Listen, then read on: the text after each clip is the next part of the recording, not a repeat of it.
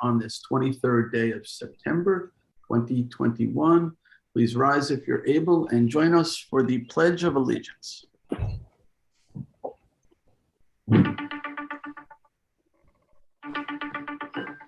I pledge allegiance to the flag of the United States of America, and to the republic for which it stands, one nation, under God, indivisible, with liberty and justice for all.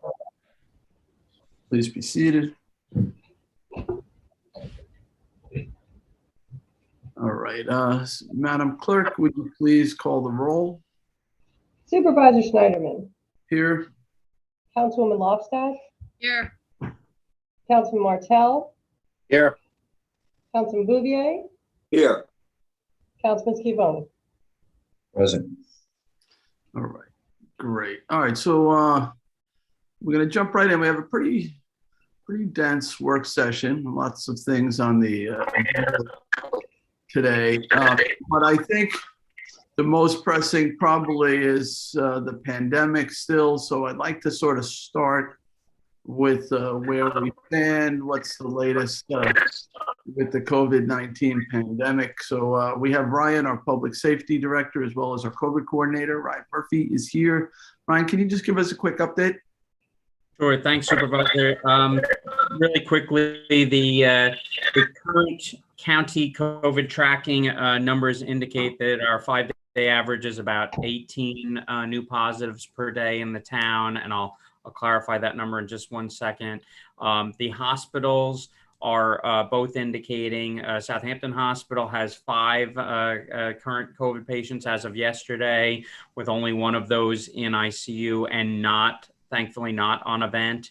PBMC had 14 individuals in their COVID census, with 3 of those in ICU and vented.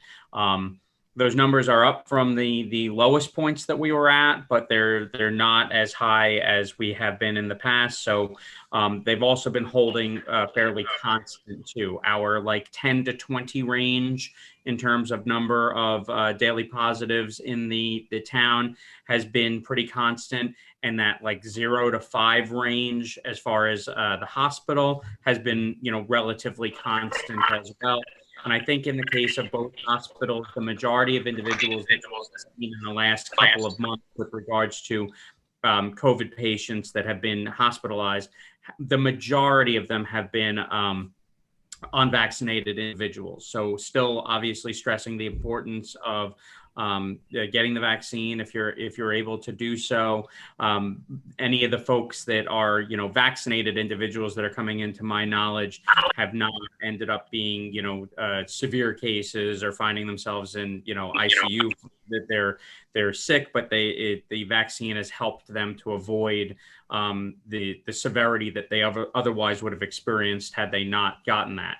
To clarify the 18 per day number too, as we've all discussed in the past, a lot of the COVID testing utilizes, the zip code on the individual's driver's license. So we do have a lot of folks out here that have licenses that track back to, other places, parts west. So that 18 number could be a little bit higher. Our vaccination rate could be a little bit lower. So that the picture could be a little bit worse than what it looks like. But the fact of the matter is we just have to recognize the fact that COVID is still here. The Delta variant is very present.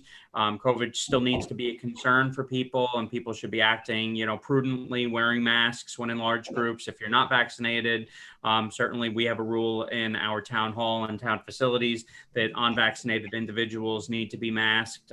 Vaccinated individuals do not need to be. And we may see other changes that have to be implemented as we go forward. Hopefully the numbers go down, but if they trend upwards, we're prepared to take some additional actions. And as you can tell, we're paying attention to these numbers on a daily basis, or as frequently as they're made available to us by the state and county health departments, so that we have a good sense of what's going on in our area. All right, questions for Ryan? Ryan, I just want to make a point. I'm not sure what we'll do with it, but we've had this sense if you're vaccinated, you're protected. And you're not into, it's not really, it's true. It is true. And most of the cases have been really mild, that people, these, what they've been calling breakthrough cases. But there are some people ending up in the hospital who are fully vaccinated. And I'm not sure, with Delta out there, I don't want to give people this false sense that this vaccine, like they can't get COVID. You can get COVID. It'd probably be very mild, but in not all cases. In some cases, it's actually can put you in the hospital. And we sort of have been saying, if you're vaccinated, you don't have to wear a mask at town hall. If you're vaccinated, your life is relatively normal, versus if you're unvaccinated, wear that mask or, get tested. I haven't changed in terms of, the town guidance, but we have to be cognizant of the fact, and in our messaging as well, that the vaccine, though it's a great defense, is not perfect. And, there are people who are getting COVID who are fully vaccinated. Some of them getting no symptoms, but they still may be slightly contagious and giving it to other people. And I know, I like, one thing, and that's more like just to think about, but, also we need more testing, I think, because, now with the federal mandate, or soon to be mandate, that companies with 100 employees and all federal employees have to get vaccinated or tested. A lot of, I think you're going to see a lot more requirements for testing to be able to participate in things. Yes, So I think you will definitely see increases in testing, and to manage people's expectations, we may start to see slower turnaround times with testing as more and more people try and seek it out. So, we need people to be a little bit patient with that, and also be prepared to have to try and, find maybe a testing location that's not being overwhelmed with people showing up at it. A lot of our arts and culture organizations have testing requirements, and now that places are allowed to be open, they want to be open. They want to be able to have performances and shows, and there are going to be people that want to go to those, hopefully.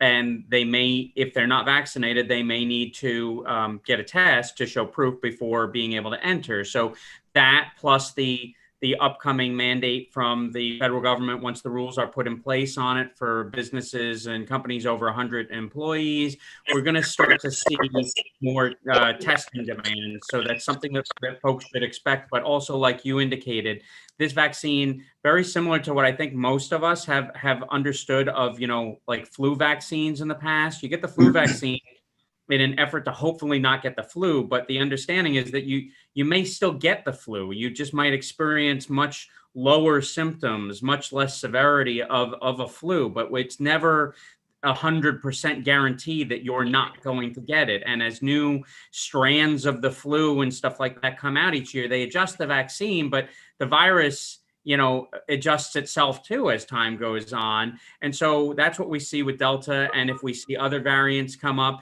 the effectiveness of the vaccine may not be as great against some of the other variants. We may get to a variant that it's not effective at all against. We don't know. Hopefully we don't get to that point. But people still need to act, intelligently with how they behave themselves, and be aware that, yes, the vaccine is a tremendous protection, and it might give them the ability to not end up hospitalized, or if they do end up in the hospital, not end up in ICU and on a vent, but it's not creating a bubble around them where they are completely immune to the possibility of having COVID become a threat to their life. It still is out there. It's still a threat. And you kind of, still need to be aware of that and act prudently and accordingly.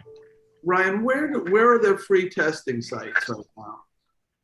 There's a lot of testing that's out there and available right now. Most of your, common pharmacy, drugstore type locations do offer testing. The hospital is still offering testing. I believe PBMC may be as well, although we have regular communications with our Southampton hospital. I know they do have testing available at the Paris Center.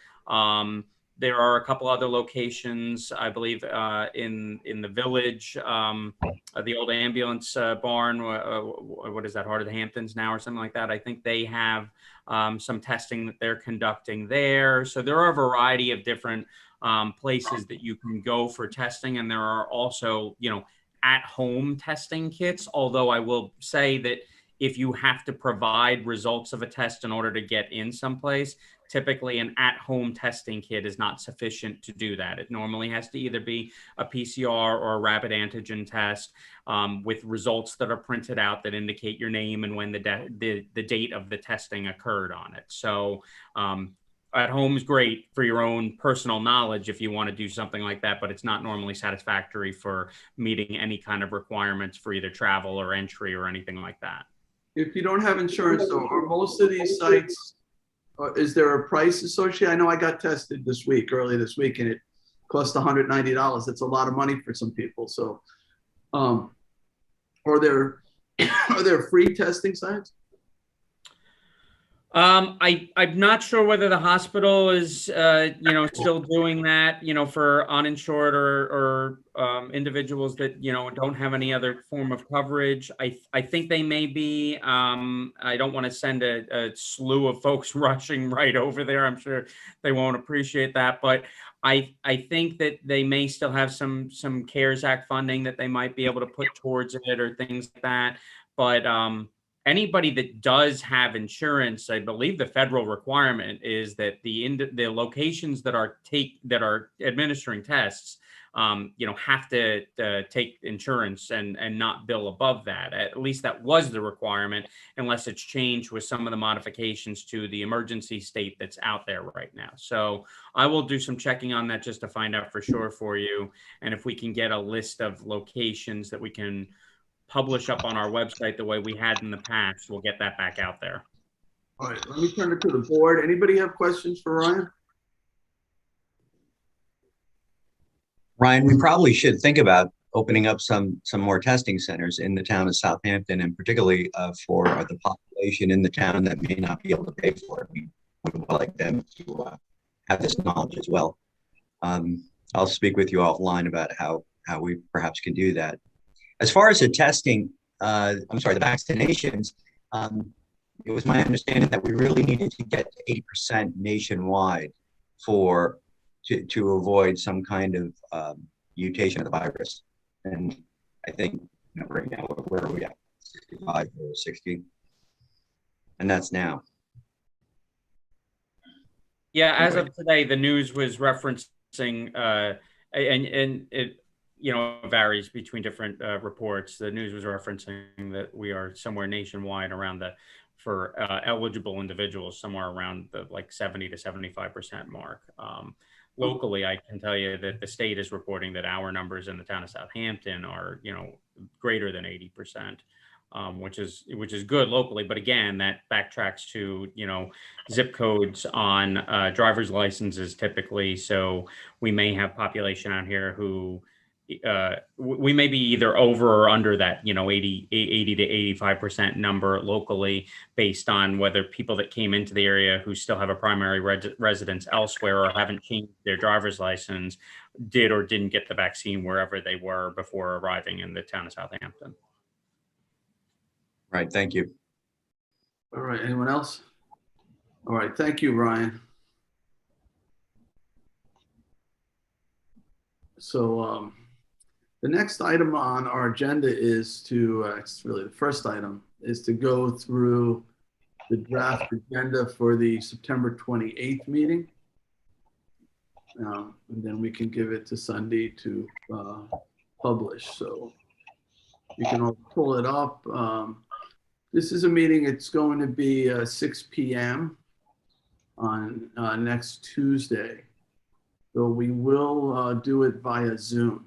It'll be a Zoom meeting because of COVID, primarily. Also, we have issues with, the auditorium on the third floor not being ADA accessible.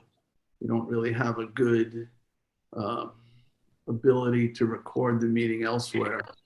We've been having audio issues, so we are working on that. So at some point we could have in-person meetings.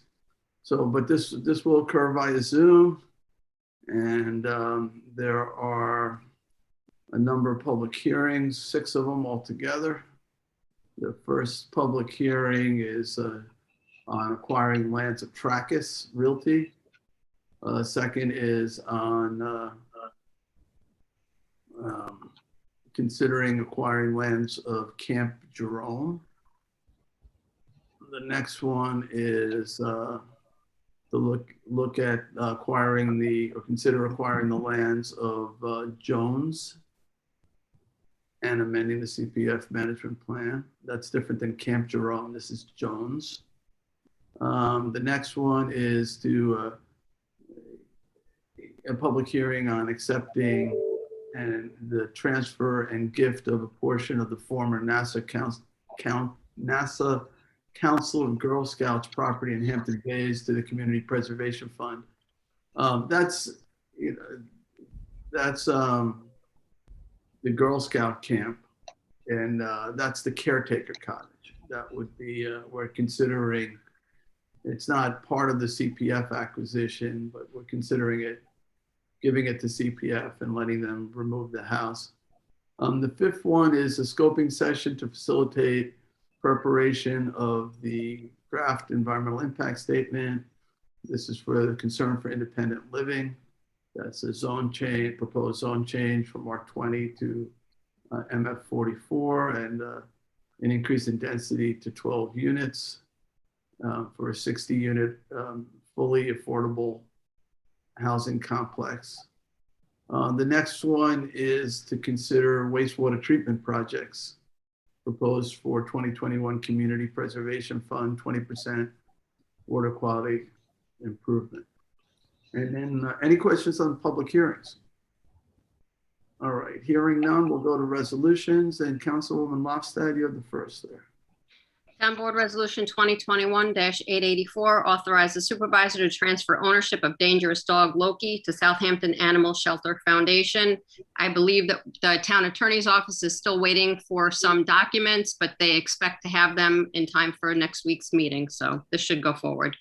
Okay, good. Yeah, we had tabled that, I think, last time. Yeah. So. Mhm. John?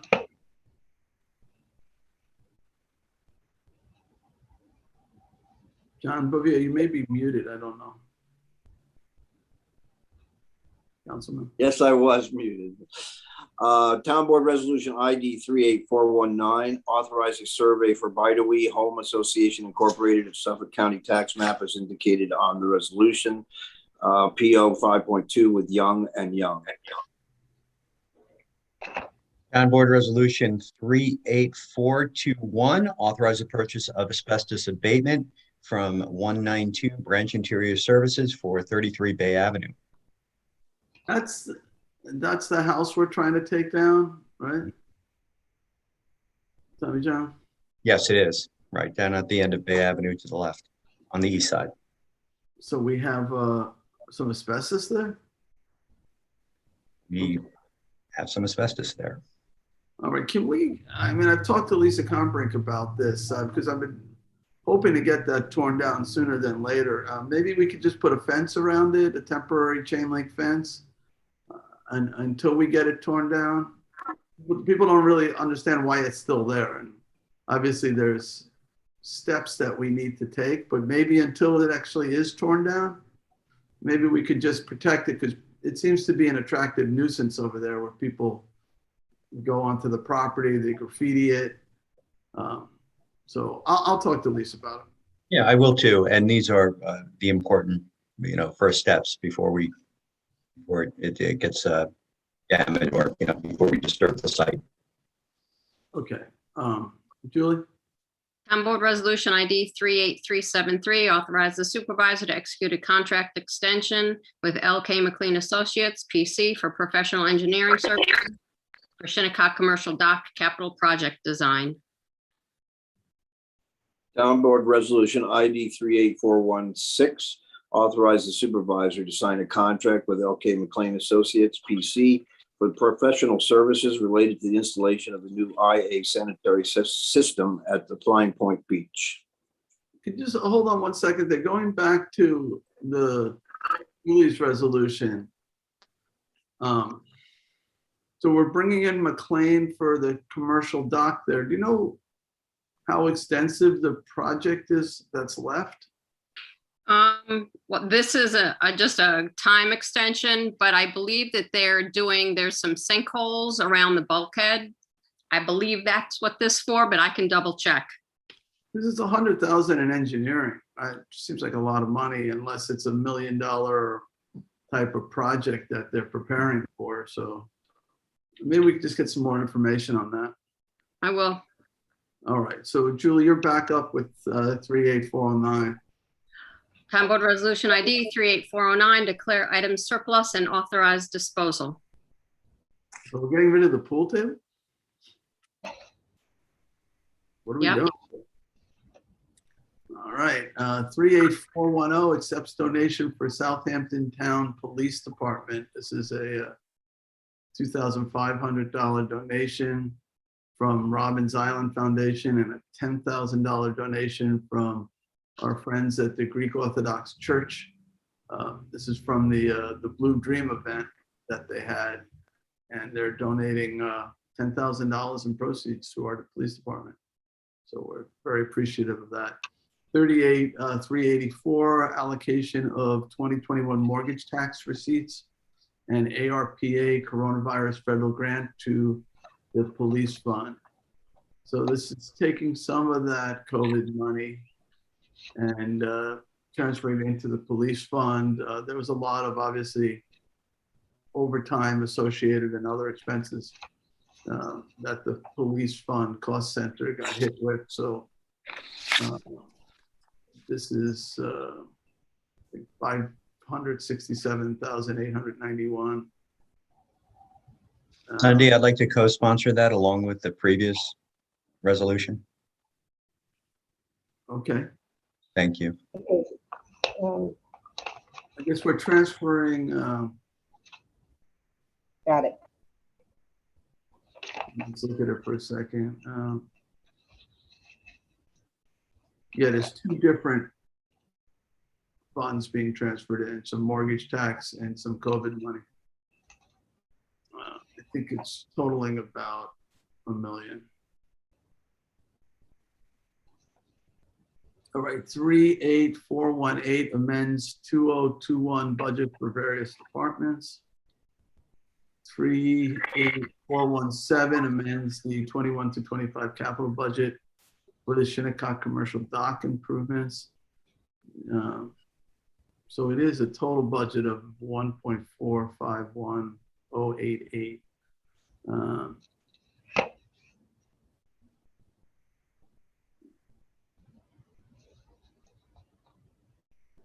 We must be doing some significant bulkhead improvements as well. All right, 38387 amends the 21 through 25 capital budget for Squiretown Park stairs.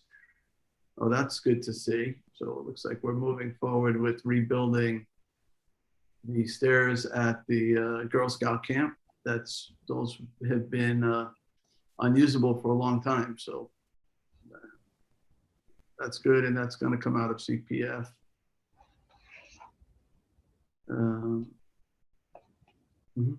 Okay. 38423 authorizes 2021 contributions to Volunteer Ambulance Worker Trust Fund.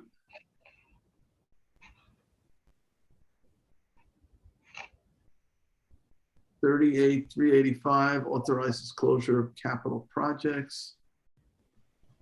38,329 disbands the Opioid Addiction and Recovery Committee and establishes the Addiction and Recovery Behavioral Health Committee. So we're just reforming here with the new name and some changes in membership, I think. Town Board Resolution ID 38412, historic landmark designation of the Winter Cabin building, AKA the dining hall associated with the former Girl Scout camp, Tekawatwitha, located at the town Squiretown Park with entrance at 62 Red Creek Road, Hampton Bays, pursuant to Southampton Town Code 3030-321. Right, we held a hearing on that, so. Yep. Town Board Resolution ID 38433, authorization of cost reimbursement waiver for the Hampton Bays High School Pep Rally Parade on October 1st, 2021 from 5:30 p.m. to 6:30 p.m. in Hampton Bays. John, if I could co-sponsor that with you, please? Absolutely. Thank you. Town Board Resolution ID 38434, authorization of cost reimbursement waiver for this Sea Tree Giddy Up 5K on October 3rd, 2021 from 7 a.m. to 1 p.m. All right, I have a question at this next one, but 37174 accepts retirement of, it says Deborah Brathwaite. I mean, I know Renee, is that her name? Renee is Deborah, Justice Court Director in Justice Court? One and the same. Was that? Yes. Oh, Renee, Deborah is. I believe it may be Deborah Renee, but it's part of Yes. her name. It's Yes. Bernard. All right, that's not a mistake? Okay. No. All right, so 37174 accepts retirement of Deborah Brathwaite, also known as Renee, Justice Court Director in Justice Court. So yeah, we're sorry to see her go. She's done a great job.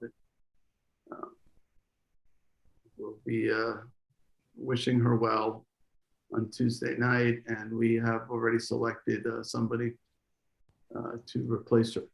38370 accepts retirement of Warren Booth. Warren Booth, Senior Water Treatment Plant Operator in the Water District.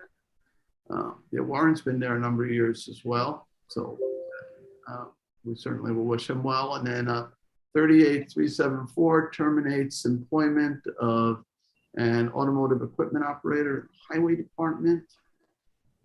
38427 appoints Bernard Langhorn to scale operator position in waste management. 36948 appoints Bruno Morota to records management assistant position in the town clerk's office. 38405 appoints Jacqueline McKay to Justice Court Director in Town Justice Court. So I had mentioned that we had identified an individual for Renee's post. So that's Jacqueline McKay will be promoted to that post. 35764 appoints Seth Farrell to court officer position in the town police department. 36954 appoints Veronica Douglas to contracts technician position in the controller's office. 38432 is a notice of public hearing for the proposed recipients of the 2022 Community Development Block Grant Program.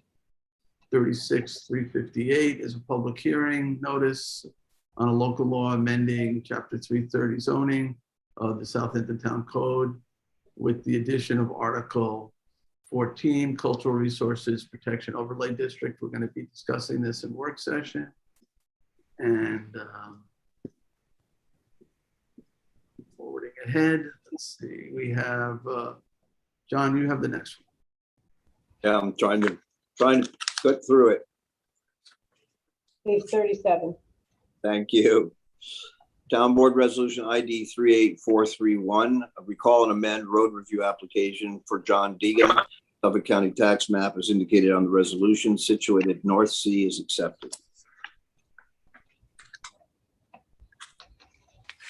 Town Board Resolution ID 38413 is a road review application for Jack and Patricia Haber. Suffolk County tax map as indicated on the resolution, situated at Bridgehampton, is accepted. I think that's it. Is there any other add-ons? Not that I have seen. Anybody have any questions about anything in the agenda? All right, Sunday, you're authorized to go ahead and move that forward. Thank you. I'll rejoin you in the parking discussion, but I don't know if you all or see everybody else is frozen, but everyone on this screen is frozen that I'm looking at. Not for me. For me. Everybody is. But I'm in town Everybody- hall, so everybody's I can explain it. They're all Thank you. moving about on my screen. All right. All right. Andy, so- before we move on, are you still there? She's Yes, I am. okay. Could I be added as a co-sponsor to resolution 38423? Jay, this is the one about the ambulance trust fund. Can you please give me the page number? The page number? Yes. I'd have to find it. I just wrote down the ID number, which is 38423. Give me a moment. 384. Yeah.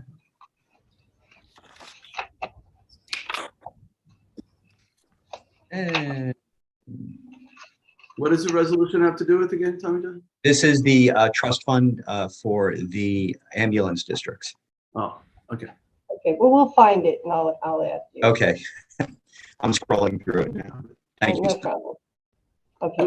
was, it was toward the end. All right. All right. So we're gonna then move along to what's scheduled for 11:30. So we're pretty close. This is revisions to proposed Article 14, Cultural Resource Protection Overlay District of Chapter 330 zoning. And we are joined by Janice Shearer, our Town Planning and Development Administrator, and the big duck, Dave Wilcox, who's there in our Planning Director in front of the big duck, or at least apparently in front of the big duck. So, okay, so I had mentioned when we're going through the agenda that I've noticed a public hearing. Let me give a quick background and then I'll kick it over to these guys. So you may recall some controversy when some properties in and around the Sugarloaf area were being developed, and concerns by the Shinnecock in particular about the sensitivity of those properties. You know, it's interesting in the town we have, when you're doing a subdivision, typically there may be requests for archaeology, but if you have a vacant piece of land, a single family home, and you go to build it, there's no trigger for archaeology, even in these areas that the state recognizes are highly sensitive. And so we imposed a moratorium at one point, and we said the only way around the moratorium is to do certain, archaeology. Now we're trying to actually codify those restrictions. And we've had some very healthy discussions about what the restrictions should look like. Should they be just like the moratorium? Should they be slightly different? And we've arrived at what we think is a pretty good structure. We've had conversations with town archaeologists, with Janice, with Dave, and with others to figure out what a good law would look like, not to be onerous, but also to be protective of the most, sensitive. We put a law in place, as you know, tells you what to do if you actually encounter human remains, or likely human remains. This is more about trying to avoid disturbing a grave or an important site, archaeological site. So with that, I'll kick it to who? Janice or Dave? I will. Yeah, I'm happy to good morning, supervisor and members of the board. I'm just happy to be continuing this conversation today and have a resolution on for public hearing coming up. And Dave's really done a tremendous job trying to put all this together. And as you remember, we've worked at the last work session. We had a few outstanding items and questions. So we went back, we discussed it, we went over the maps once more. And so I'm just going to turn it over to David to go through that, and he can share his screen so everybody can see the differences, and we can talk about them some more. So thanks again. Okay, thank you, Janice. Charles, if I'm going to share my screen, hopefully. You may, sir. Okay. Is there any way to share my whole screen, or can I only share individual documents? No, you can share your whole screen. You choose. Okay. Can everybody see both documents, the maps and the local law? Yes. Great. All right. So as Janice said, we had this first work session on August 26th. The town board had some recommendations for some modifications and also for some additional information. We took a look at those comments and recommendations, and I also met with Deputy Town Attorney Christine Scalera, and we went through the code, and I addressed some of her questions and concerns. And we also got additional information from the town archaeologist, Joanne McLean. So incorporating all of this into these revisions, I'll just run through those. I have the maps and the document up there, but I'm just gonna try to highlight some of those. And then if we want to go into detailed discussion of the changes that you see highlighted in yellow, we can do that. So where am I on here? Okay, so the changes that we incorporated were, we added language that addresses construction on town properties and located in town roads. Town board thought that was important, that where town properties are located in the overlay district, any construction by the town should also abide by these triggers that would require an archaeological assessment. We added a depth threshold for area A. If you remember, there was considerable discussion about that, and maybe I can show you the table. So originally, the table for sub-area A, there was no excavation depth threshold. So after discussions with the town archaeologist and reading some of the state standards, we thought that a depth of greater than 2 feet would be appropriate as a threshold for sub-area A. Can you go over the A, B, and C areas? Yeah, let me get to that, Jay. We did make changes, and I'll explain why we did that. They're somewhat different than we originally had anticipated. We also revised the language to clarify that referrals to SHPO, which is the State Historic Preservation Office, and also to the Shinnecock Nation, are for information purposes only. They're certainly able to comment and provide input, but the code does not require their input on any archaeological assessments before the town would move forward with making decisions on those archaeological assessments. What else was there?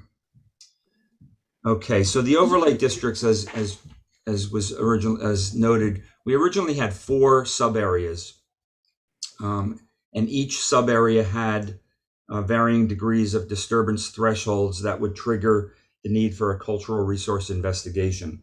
We've reduced those sub areas to 3. Let me just explain why we've done that. Area A, which was formerly the same as the moratorium area A, we retained it, but we've broken out the actual fort site. So let me go to that. So originally, area A was this area north of Montauk Highway, south of the railroad, and it included the fort area, which is here in yellow. So we've kept that, but the town board also wanted us to incorporate some of the area south of Montauk Highway into area A, because it was not as sensitive as the Sugarloaf Hill area, which is right here. So we've added this area south of Montauk Highway into sub area A. The other part, and then the area that was south of Montauk Highway, that was the moratorium area B, which was referred to as the Sugarloaf Hill area. We determined that this area here in the middle is not especially sensitive. It's not within 500 feet of Sugarloaf Hill. And we were originally going to add all of this to the sub area A. But in looking at the report that the cultural resource 1A that we got from the town archaeologist, we noted that there are 3 identified sensitive areas within this area. So we kept that area as part of sub area B. Did not merge it into the less sensitive green area. So what you see here now on the original moratorium areas is a sub area A, which is in green, which is less sensitive and has less sensitive thresholds that would trigger an archaeological assessment. And then the yellow areas are sub area B, which are more sensitive and generally are within 500 feet of, well, I should say they encompass properties that fall within 500 feet of an identified sensitive area. As it turned out, the Sugarloaf Hill site, this area right here is exactly 500 feet from the top of Sugarloaf Hill, and it corresponds to the critical environmental area that we already have in the code for Sugarloaf Hill. All right. Area B, which as I said, encompassed the former moratorium Area B and Sugarloaf Hill, was eliminated. So we're not calling it Area B anymore. We're calling it Area C. I'm sorry. Yes, we're calling it Area. Wait, I'm getting mixed up here. Area C, which was originally the sensitive areas, we're making that Area B now. So Area B will encompass 500 feet from sensitive archaeological sites. Right, so we kind of just like group 2 areas together. And yes, so it's did. A, B, and C, and no more D, basically. Right. We eliminated B and the thresholds for B, and we just made everything Area C. There were no thresholds for Area C other than a location distance of 500 feet from a site. So there was really no reason to have a huge area of, if you recall, the Area C took up most of Shinnecock Hills and the Sabonic area. The only thresholds were if you were within 500 feet of a site. So we basically reduced Area C down to just the 500-foot radiuses. And Area D is the areas within 20 feet of a non-indigenous abandoned family cemetery, private cemeteries. So let me go, I'll just scroll up. Can we see if we have questions on that? Because I found that a bit confusing. I'm sorry, it is. Go ahead. And I thought we were getting it sort of somewhat simplified, but so Area A is your most sensitive, right? That's your Sugarloaf Hill, and you no, Area B is the least sensitive. Area. No, he just said Area A. Area, which is the most sensitive area? Area B. Area B. Yes. Area B is all these yellow areas that are within 500 feet of an identified archaeological site. And Sugarloaf Hill is not one of them? Yes. Yeah, it is. Oh, it is. Okay. Sugarloaf Hill is right here. Oh, and we're calling that Area B. So, correct. And, all right. And so I mean, we could change it to A just to make it easier. If you want to say the highest level or most, is A, and then switch it around. We could do that, just for clarity. It sounds like A should be the most protective, and then B second most, and then C and D. But it's just A, B, and C, and we could easily just switch them around. We can switch them around. I kept the same labeling that we had for the moratorium in terms of Area A and B, but we can make A. All right. So anything that's Sugarloaf and anything within 500 feet of a burial is sort of that highest protection, and then the next level, whatever you call it, A or B, is basically Fort Hill and an expanded area of Fort Hill, and somewhere in the Fort Hill there's a section that's the higher protection, because there must have been a burial up there somewhere. Yes, this is the where the fort was. So this encompasses 500 feet from the center of the property where the fort was identified. Okay, so not so much for burials, but for archaeological significance. All right. Correct. All right, and then the next area, Is C. and that's, what is that again? Those are sites. So these are two properties in Flanders on. These are non-indigenous areas? Correct. Yep. So they're within 20 feet of a cemetery, basically. Yeah, there's a cemetery right here on this property. There is a fence around it, and this black line represents 20 feet from that fenced area. So it would require a site disturbance plan if these homeowners were to do any construction within inside that black area. Then there's no area D anymore? There's no area D, correct?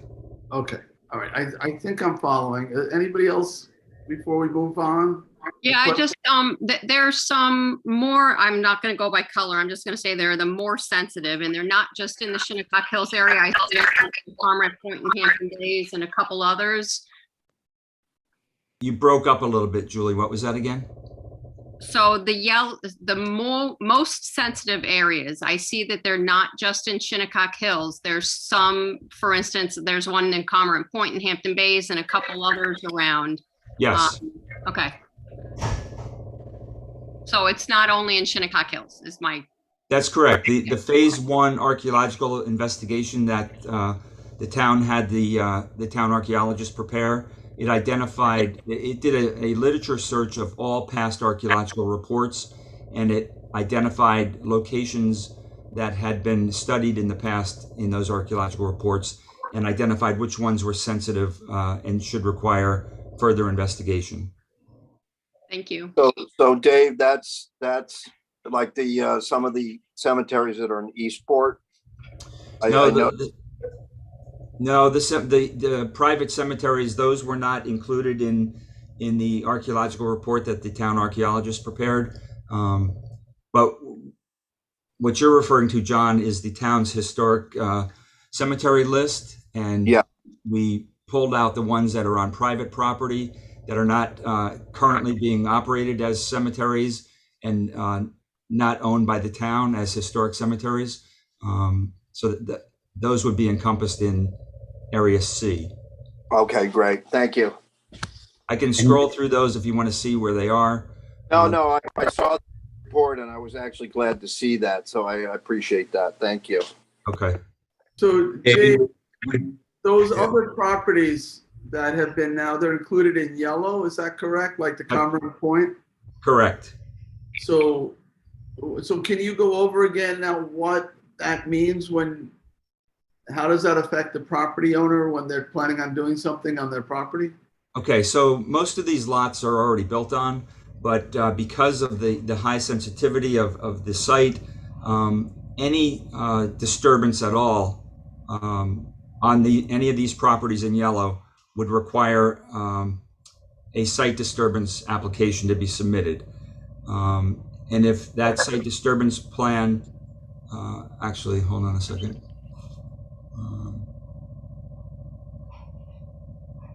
I take that back. Any disturbance would require an archaeological assessment within the area that you're proposing to disturb. And keep in mind also that this is it only covers activities that require a building permit. Right, So and it looks like it has to be greater than 2 feet in depth? no, that's in the green area. That's only in this area. Okay. So it can be less than 2 feet. Is there a trigger though? Nope. The only trigger is that you're proposing something that needs a building permit.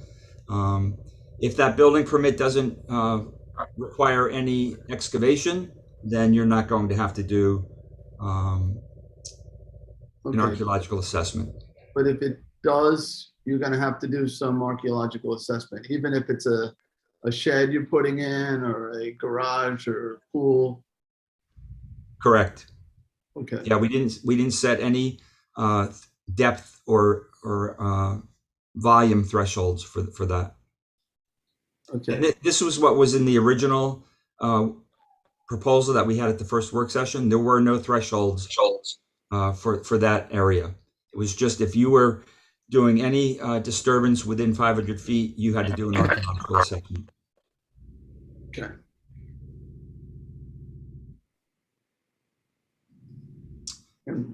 And what does that typically entail, that assessment? Well, you would only have to do an assessment on the area that you're disturbing. So if you're putting in a 10 by 10 shed, the archaeologist will only have to do a grid where they dig test holes within that 10 by 10 area. I'm told that an archaeological assessment could run from 2,000 to 3,000, depending on the size. But that's a pretty reliable price range. I Obviously, just want to note that most sheds are exempt from building permits also. So you'd be having to build a pretty large structure in order to get captured there. Typically, a small shed doesn't even require a building permit. correct. Yeah. David, in some areas, Steve, does that capture old colonial cemeteries that are newly discovered on properties? If somebody comes across, remains and it's determined to be a colonial cemetery of sorts, does it automatically go into threshold C? You'd have to Yes, the way we've written, let me go to,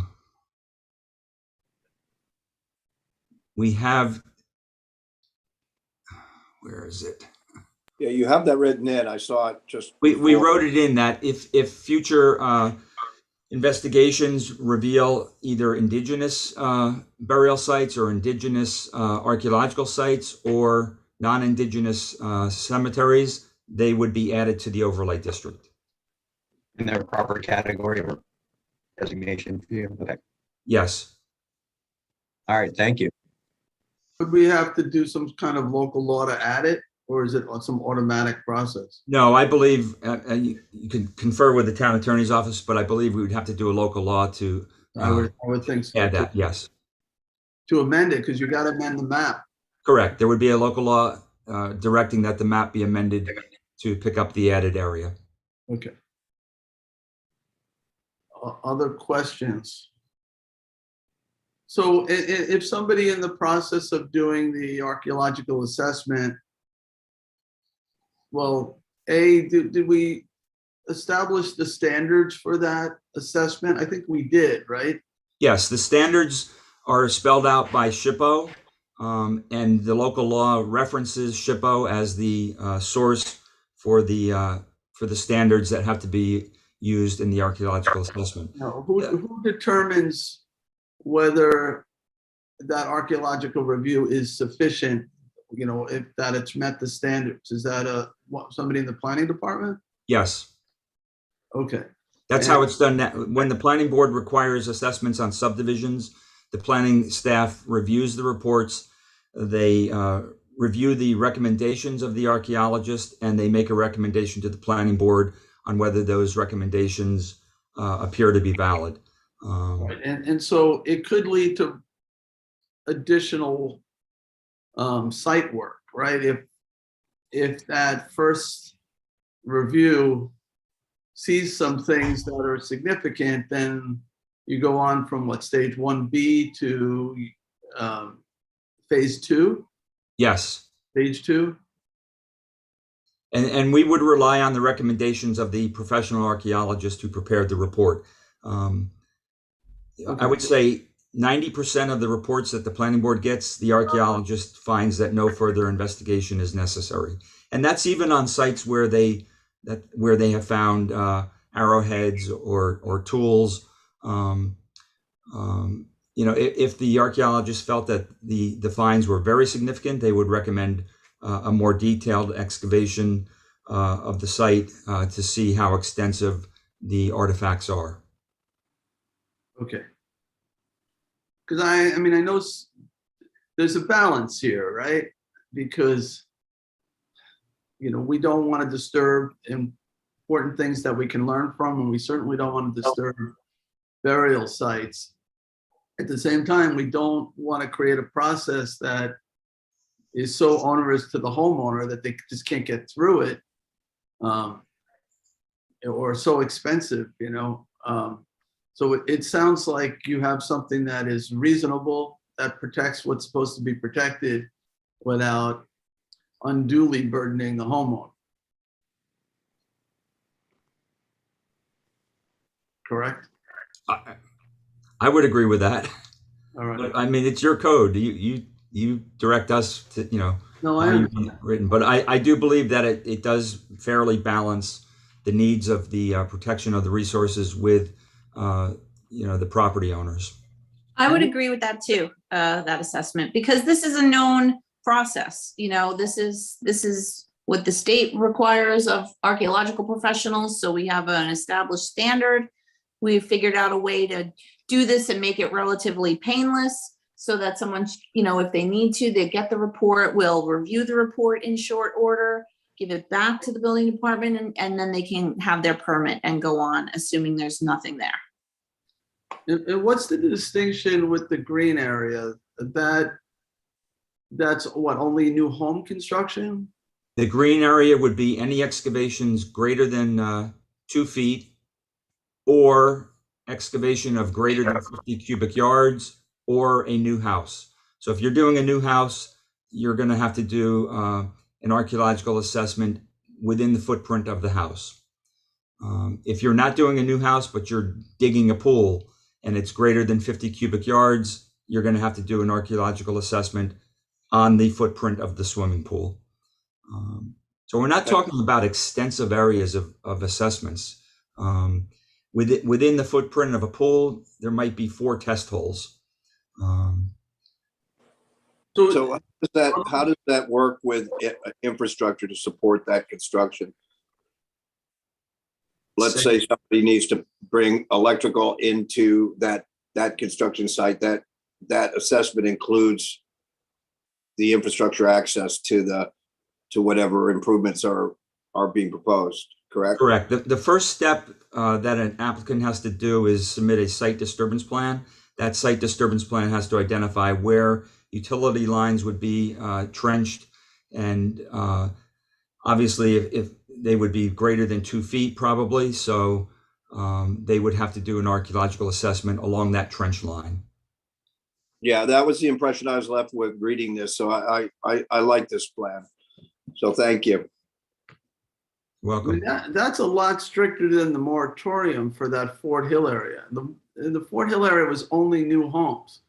Well, the moratorium had no restrictions. It just said you can't build, period. Well, unless you did archaeology, but it really was for a new home in that area. And I can certainly understand the greater than however many cubic yards that is. That 50 cubic yards or? Yes, 50. But anything deeper than 2 feet, any excavation now is triggered as well? I thought we said 4 feet, Dave. How did it get to 2 feet? Yeah, originally we were kicking around the 4 feet, but then in looking at some of the standards, we arrived at 2 feet as being the more appropriate. Well, that's up to the board. You know, what you guys think. We think, you know, those 2 feet or 4 feet, I guess, but you know, if you want to not disturb anything, you want it in those sensitive areas, you know, you really have to take into consideration the depth. That's not, you know, per se a known area for burials, but there are archaeologically, you know, it's a major habitation area. I don't recall that like a trench in that area would have triggered archaeology. I thought, yeah, a larger scale of, you know, excavation project. So I don't think you need the greater than 2 feet there, but I think you could probably leave it if it's greater than, I mean, I thought that was related to the 50 cubic yards in case it was the 50 cubic yards wasn't going deep. It was just going wide. That's why you wanted a depth threshold, yes. Right, but I thought that was and greater than 50 cubic yards and greater than 2 feet, not or greater.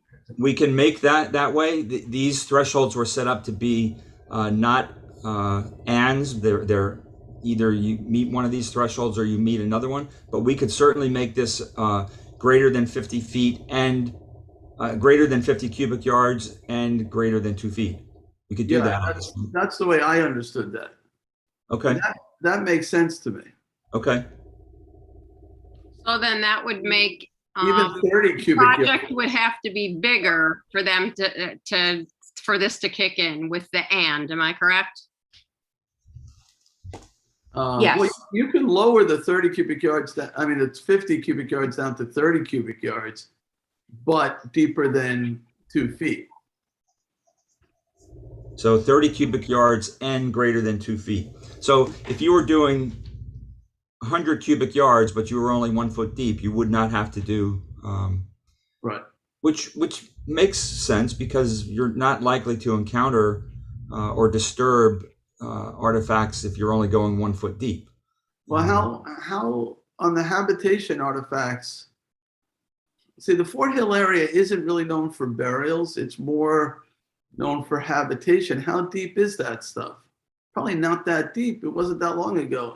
In some cases, you know, that site was inhabited by Shinnecox just a few hundred years ago. Yeah.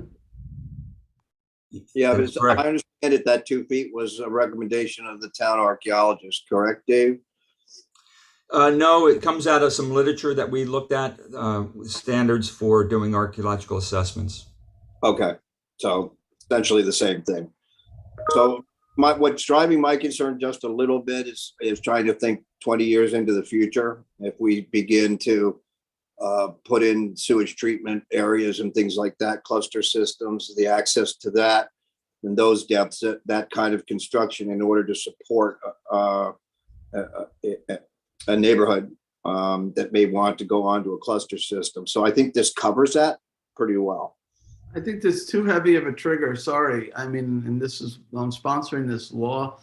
There may be something We're voting on it. in the middle here, like a trench, a 3-foot trench. I don't think you should have, in that particular area, you should have to do archaeology. Now, other people may disagree with me, but, to get down to the frost line, you're going down 4 feet. So.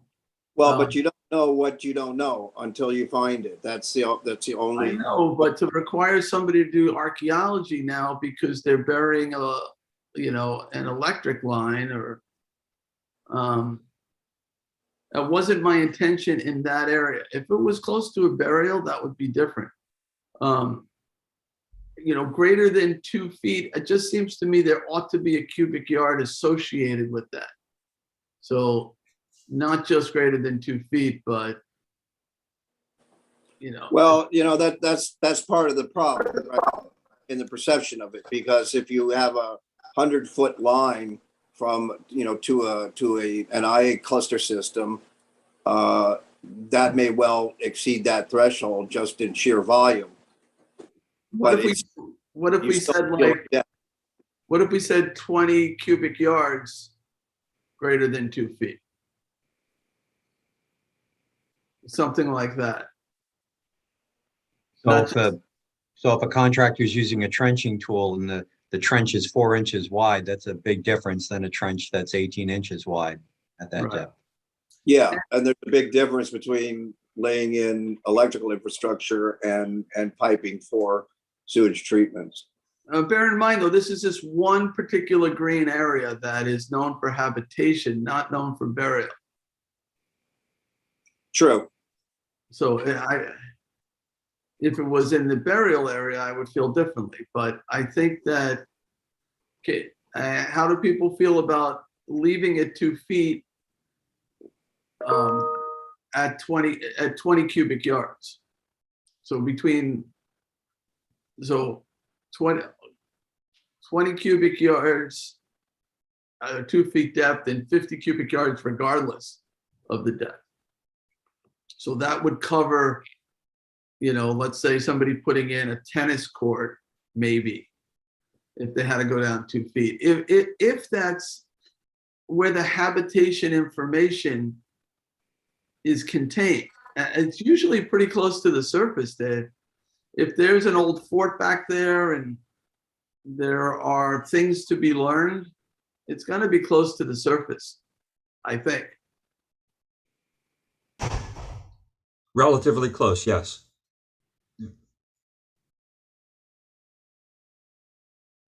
Is that so? Can we Do amend I this? understand that, Dave, that, so what the paper, what the documentation is saying, the research documentation is saying that typically to 2 feet, that's where you got that. Yes. Yeah. So, that seems to be an archaeological standard. If I'm interpreting. Although there is 4 feet, when they do test pits, they go down 4 feet, right, Dave? That's not, Correct. yeah. So the archaeological standard for a test pit is 4 feet. I mean, if you read this and you were doing something really minor in this habitation area, but it was 2 feet deep, now you're going to spend a couple thousand on archaeology. I just think that it just 2 feet isn't enough of a trigger. I think, 20,000 cubic yards and 2 feet, I could live with.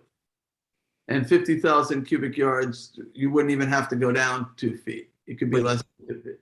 Do you mean 20,000 or 20? I'm sorry, 20 cubic yards, 20 cubic yards, thank you. 20 cubic yards and 2 feet in depth, or 50 cubic yards, and then you don't need the 2 foot trigger. Okay. So that's about 10 feet at an 18-inch. You need to calculate that. 10 feet at how wide? Where's my calculator? 18 inches? You got to convert it to yards. Yeah.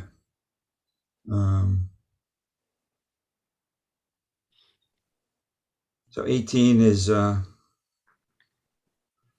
mean, I know what a 20-yard container looks like. So that's sort of what I'm thinking in terms of volume. We see these 20-yard dumpsters everywhere.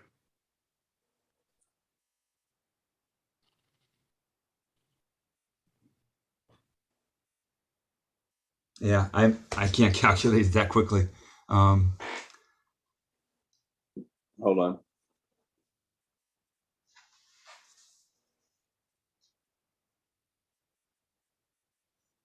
The 20-yard dumpster is that typical construction site dumpster, where they're throwing all the material in. Am I calculating this right? So a 10-foot trench, 2 feet deep, 18 inches wide would be 30 square feet, or Yeah, that's all. 30 cubic feet, and Cubic there's feet. nine cubic feet to a yard. So that's 3 cubic yards. Right. So that would, what I'm suggesting is that would not be a trigger. You'd have to get to 20 cubic yards. Cubic yard is 27 square feet. A cubic yard is 27. That would probably work. I was just using 10 feet just because it's easier to calculate. So if you take that out, I don't know what the typical depth would be of that excavation, but at some point it would certainly exceed 20 cubic yards. And it looks like I'm getting about 27 feet. Yeah, that could work. That could work. Because you just don't know what you're going to find until you dig. And, if you're digging in a transect to a building, how far you have to go, it can sometimes be quite long. So you got to, I'm thinking about Water service, same thing. In some cases where 8,000 feet. So, I'm thinking about the person up in Fort Hill who's putting in a deck, and, they've got to put in the sono tubes for the deck. And, these are the cement cylinders, and they got to go down to the frost line. So they're going deeper than 2 feet, and they do need a building permit, but they're only doing like 4 of these, very small holes. I don't think it's necessary to do archaeology. So I think that I'd like to have some threshold in terms of square footage or cubic yardage, rather. So yeah, so if we can make that 20 greater than 20 cubic yards and greater than 2 feet in depth. Yep. And that first box, and then greater than 50 cubic yards, period, I'm okay with that. Okay. Because that's a lot of site disturbance, even if it's only a foot deep. Yeah, that works. And now, in terms of amending it, because it's, We can do a substitution. We can pull that one off and fix so the area A is the most restrictive. The area B is the second most restrictive in C, and then we'll fix those numbers in the table and substitute it. Yes. I'm okay with that. I Okay. can still edit it even though it's been submitted. But yeah, if you could, because it's going to get noticed. It hasn't been noticed yet. I prefer that the notice be fixed. Oh, absolutely. This will be changed before next Tuesday. Yeah, the notice of public hearing will be accurately reflect what you just discussed. Okay, perfect. And can I just make one comment? Dave, you had sent us this on via email, and just at least on my iPad, the highlights didn't come up and some of the underscores didn't come up. So I'm glad that you posted it. I appreciate it. So I'm not sure what the difference is, but when you change it, can you get us a hard copy? Yes. Okay, thank You you. want a hard copy that shows the changes? Because what's been put into Minute Track is just what you would see in the new town code. It doesn't show the changes. The changes that we're gonna do, that you're gonna do today for next week. If it comes through again like this, I'm not gonna be able to see it because there's no highlighting and there's no underscores. So I'll send you all hard copies. okay, I appreciate it. Thank you. Yep.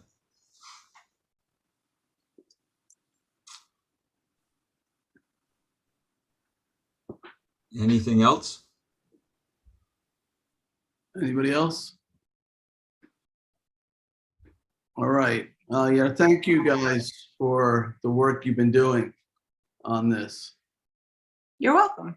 You're welcome. Hopefully by the time we're done, we'll end up with a good law. You know, other communities have laws on the books. I know East Hampton does. And, you try to do anything out in Montauk, you're going to probably be doing archaeology, because of the way East Hampton set up their laws. So,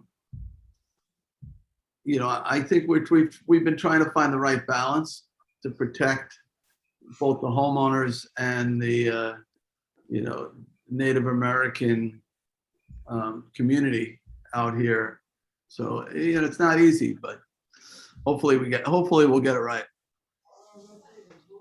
So Dave, I did actually have one more question relative to jurisdiction over this. If someone's putting in a water main or a service line or infrastructure for septic or electrical, does that authority, let's say PSEG, do they still need to adhere to this law? Yes, because we own the right of way. PSEG and stuff only says they don't have, we don't have jurisdiction when it's their own LIPA property. And Jim can maybe weigh in on this. But when it's in the town-owned right of way, we have jurisdiction, and they do come to us when they do things. Right. And Dave did edit the law to capture that concern, John, about that. I'm assuming that for PSEG to do something in a town right of way, they need to get a road opening permit from the highway superintendent or highway department. Before the highway superintendent could issue that authority, they would have to do an archaeological assessment if they're meeting any of these thresholds.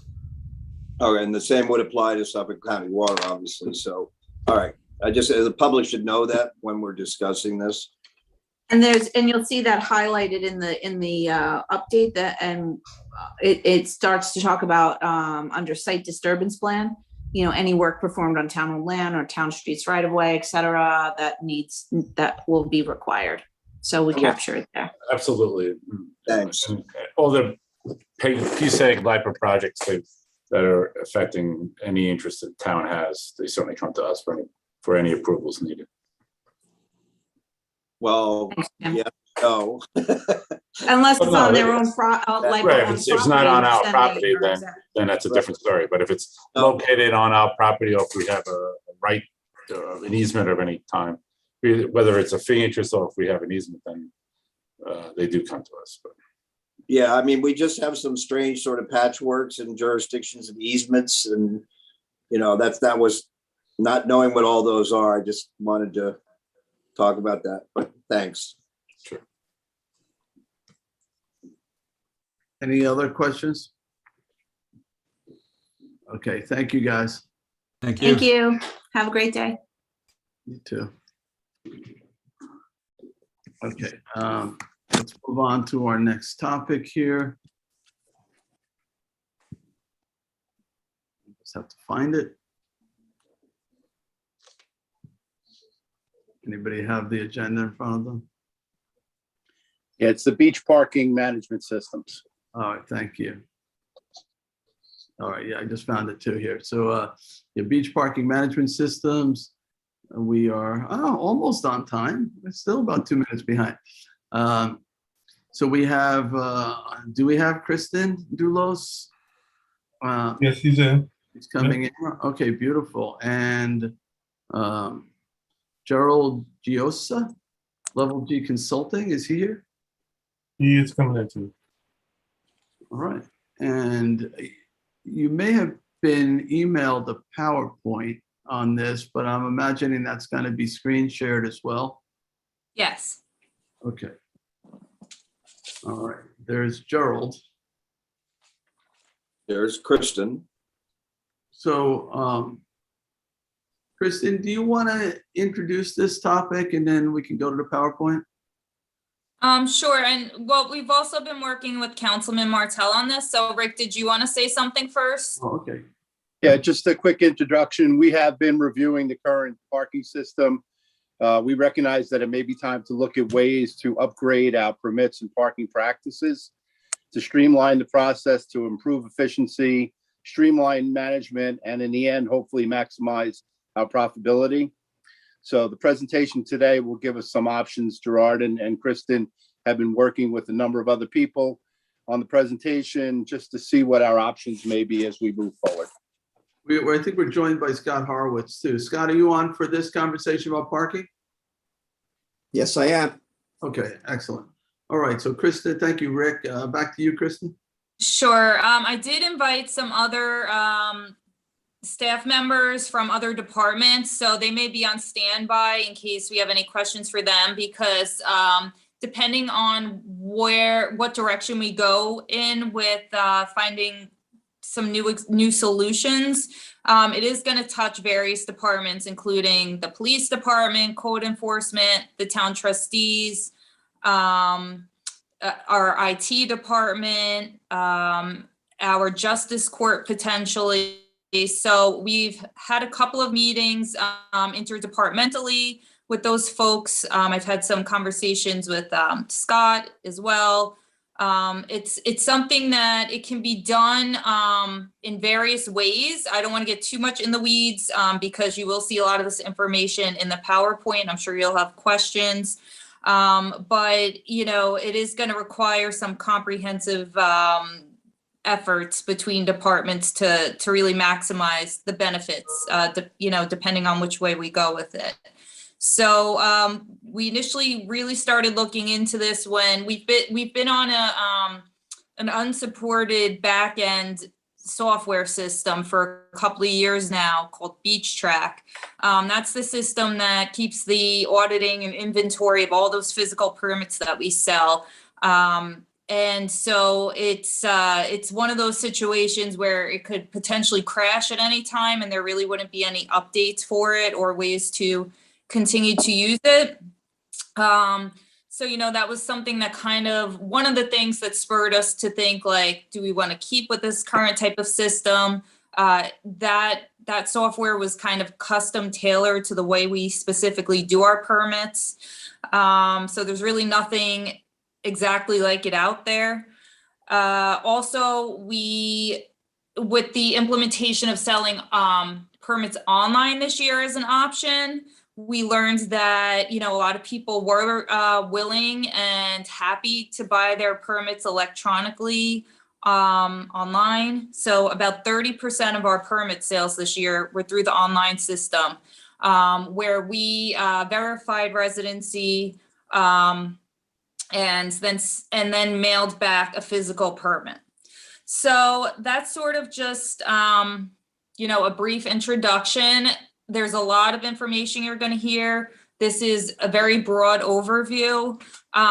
We're going to have to continue to meet on this and refine and really tailor down what we're going to want to go with. But this is to give you guys a good idea of the potential that's out there, and hopefully you'll maybe have some ideas or direction that you'd like to see it go in. So we have our consultant, Jerry Giosa from Level G with us. He's worked with other municipalities on implementing new parking management systems, and he will lead us through the PowerPoint presentation. Hey, thank you. Thanks, Kristen. So should I be sharing my screen here? Yes, you may. Put the presentation up? Okay.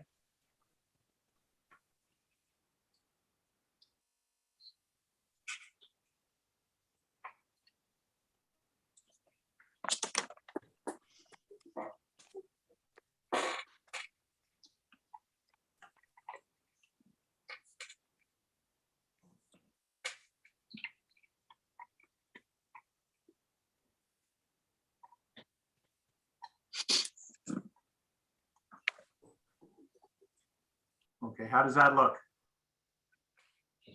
Looks good. We're good? Okay. So thank you for having me. Good afternoon. My name is Jerry Giosa. I'm a parking consultant. I've been consulting on all things parking for over 30 years in the mostly in the tri-state area. As Kristen mentioned, I've been very active on Long Island in recent years, putting parking programs together in Islip, Brookhaven, Huntington, and Patchogue. And I've been meeting with Kristen and the remainder of the committee for for the past few months now, and this is where we are. We have some, the system has its challenges and opportunities, and we're here to go through that. So just to give you an overview of the Parks and Recreation System in terms of their responsibilities, they have a total of 40 parking facilities with over 3,800 parking spaces. Pre-COVID revenues were just shy of $2 million, but offset by $1.4 million in salary, benefit, and overtime expense. Part-time beach attendants comprise about 30% of the labor budget. The parking rules and regulations are enforced by the Town of Southampton Police Department. And with respect to the number and location of tickets that are written, we still need some more information along those lines. The parking facilities are maintained by the Parks Department. Road ends and are maintained by Parks or Town Trustees or the Highway Department. The signage is fabricated by a third party, but installed and maintained by Parks. So the goals and objectives of this program with respect to the Parks and Recreation Department are, as Kristen mentioned earlier, to replace the existing beach permit software, which is no longer supported, to improve operating efficiency and the customer experience by moving as much of the permit process online and utilizing the latest parking technologies available to us, such as pay by app and things like that. To make it easier and faster to validate residency, and this would probably involve some DMV searches and lookups, that sort of thing. Create a safer and less stressful environment for beach attendants by eliminating on-site cash handling, and to allow for greater flexibility in fee schedules, dates and times that permits can be acquired by patrons, and dates when permits would be required. Collateral benefits to other town departments include the streamlining and modernization of enforcement through use of license plate reader technology, streamline the adjudication and collection of parking fines, and to streamline management of all parking permits using back office functions and reporting tools such as one-stop shopping versus visitors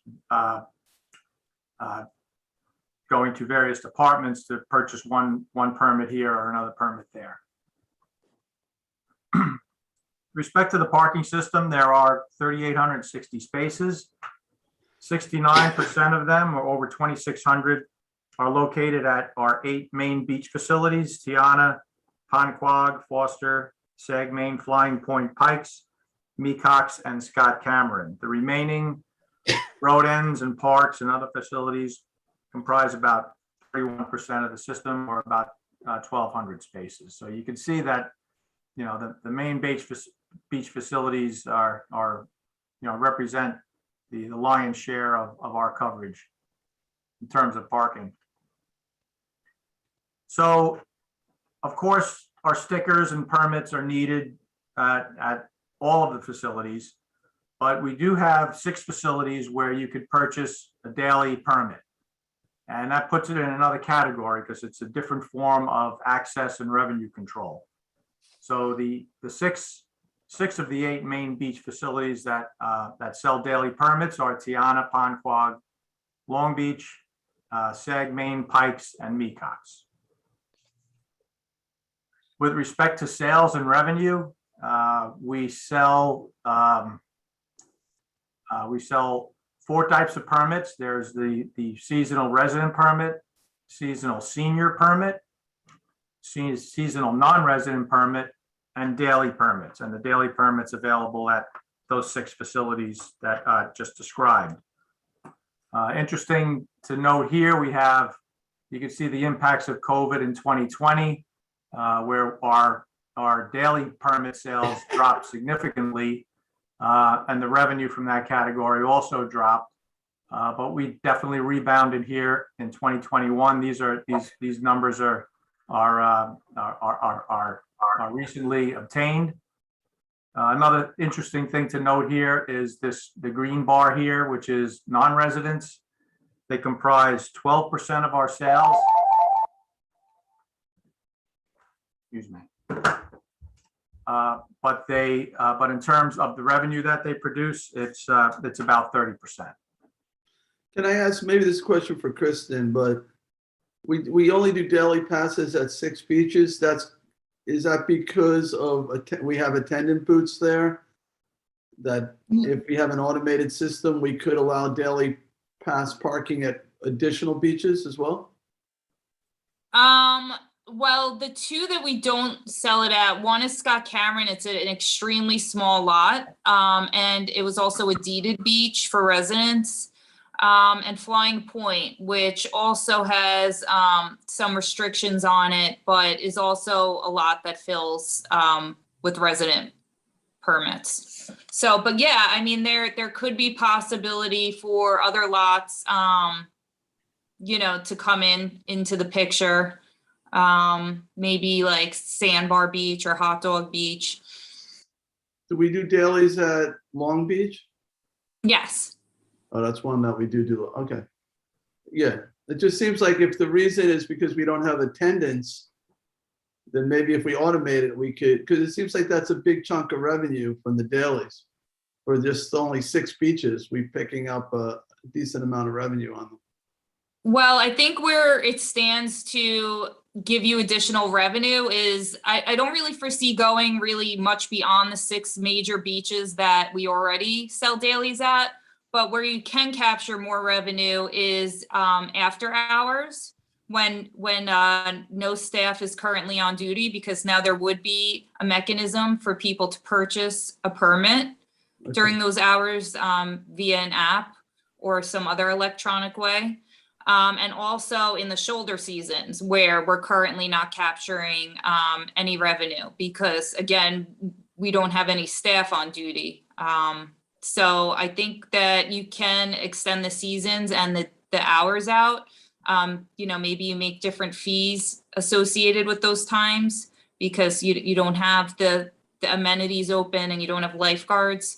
But I think there is potential for that. Okay, thank you, Kristen. Sorry, I just have a quick question. You said that 69% of the parking was at beaches and 31% at road ends, parks, etc. Does that include municipal parking spaces at our municipal lots? I don't think we included that in because the only paid lots are, I think the ones under Sunday right now, Candy Kitchen, maybe one other spot. It's very minimal. Okay, thank you. You're welcome. Hampton train station. Too. Yes, Those are the long-term parking permits? Yeah. The only data we have included in this is our beach parking permit data. So anywhere that would be parking by permit with our permit, which would be, certain road ends and the main beach facilities. No, and a lot of the systems that you'll be seeing in the next few minutes are certainly scalable. So if we ever wanted to, to have a more comprehensive program, we could certainly scale to other areas of the town as well. So the current method of control at the main beach lots with daily permits is, very simple. We have full season permits, which are stickers, and they're visually checked by attendants and waved in. And we have daily permits where customers purchase on site with either credit card or cash, and they place their pass on the dashboard. So really anyone that's passing this booth has either a valid sticker or has paid for their daily parking. So there's really no need for, for enforcement when there's an attendant on site. In terms of full season permit sales, what we're discussing in terms of moving into a more up-to-date methodology and easier to enforce. I just want to back up. This is just for main beach lots with daily permits. All the beach ends and parks and so forth where you need a sticker to park and there's no attendant, those still have to be enforced by the police department. So if we replace the stickers with digital, which what the industry is calling digital stickers or digital permits, your license plate would take the place of your sticker. Like today, most digital sticker sales would be handled via the town's web portal. They would still be available at 6 Newtown Road. And when purchased, the digital sticker license plate numbers would be automatically downloaded into the enforcement database, so they will be recognized by the license plate readers. Now, this is the obvious reason for this is to links directly to enforcement. A vehicle with a license plate reader can roll through the lots, roll through the road ends and so forth, and quickly check to see whether the license plate is in the database as a paid valid sticker. Digital stickers would be categorized. For example, a permit that's only good at Marine Park would not be recognized at other town facilities. Again, we're talking about exploring a one-stop shopping for any town permit or license the parking stickers would just be one of many that could be obtained through this one web portal. And then there's the question of moving to a digital sticker. We would no longer need the physical sticker on the cars, but as we all know, a lot of cars like to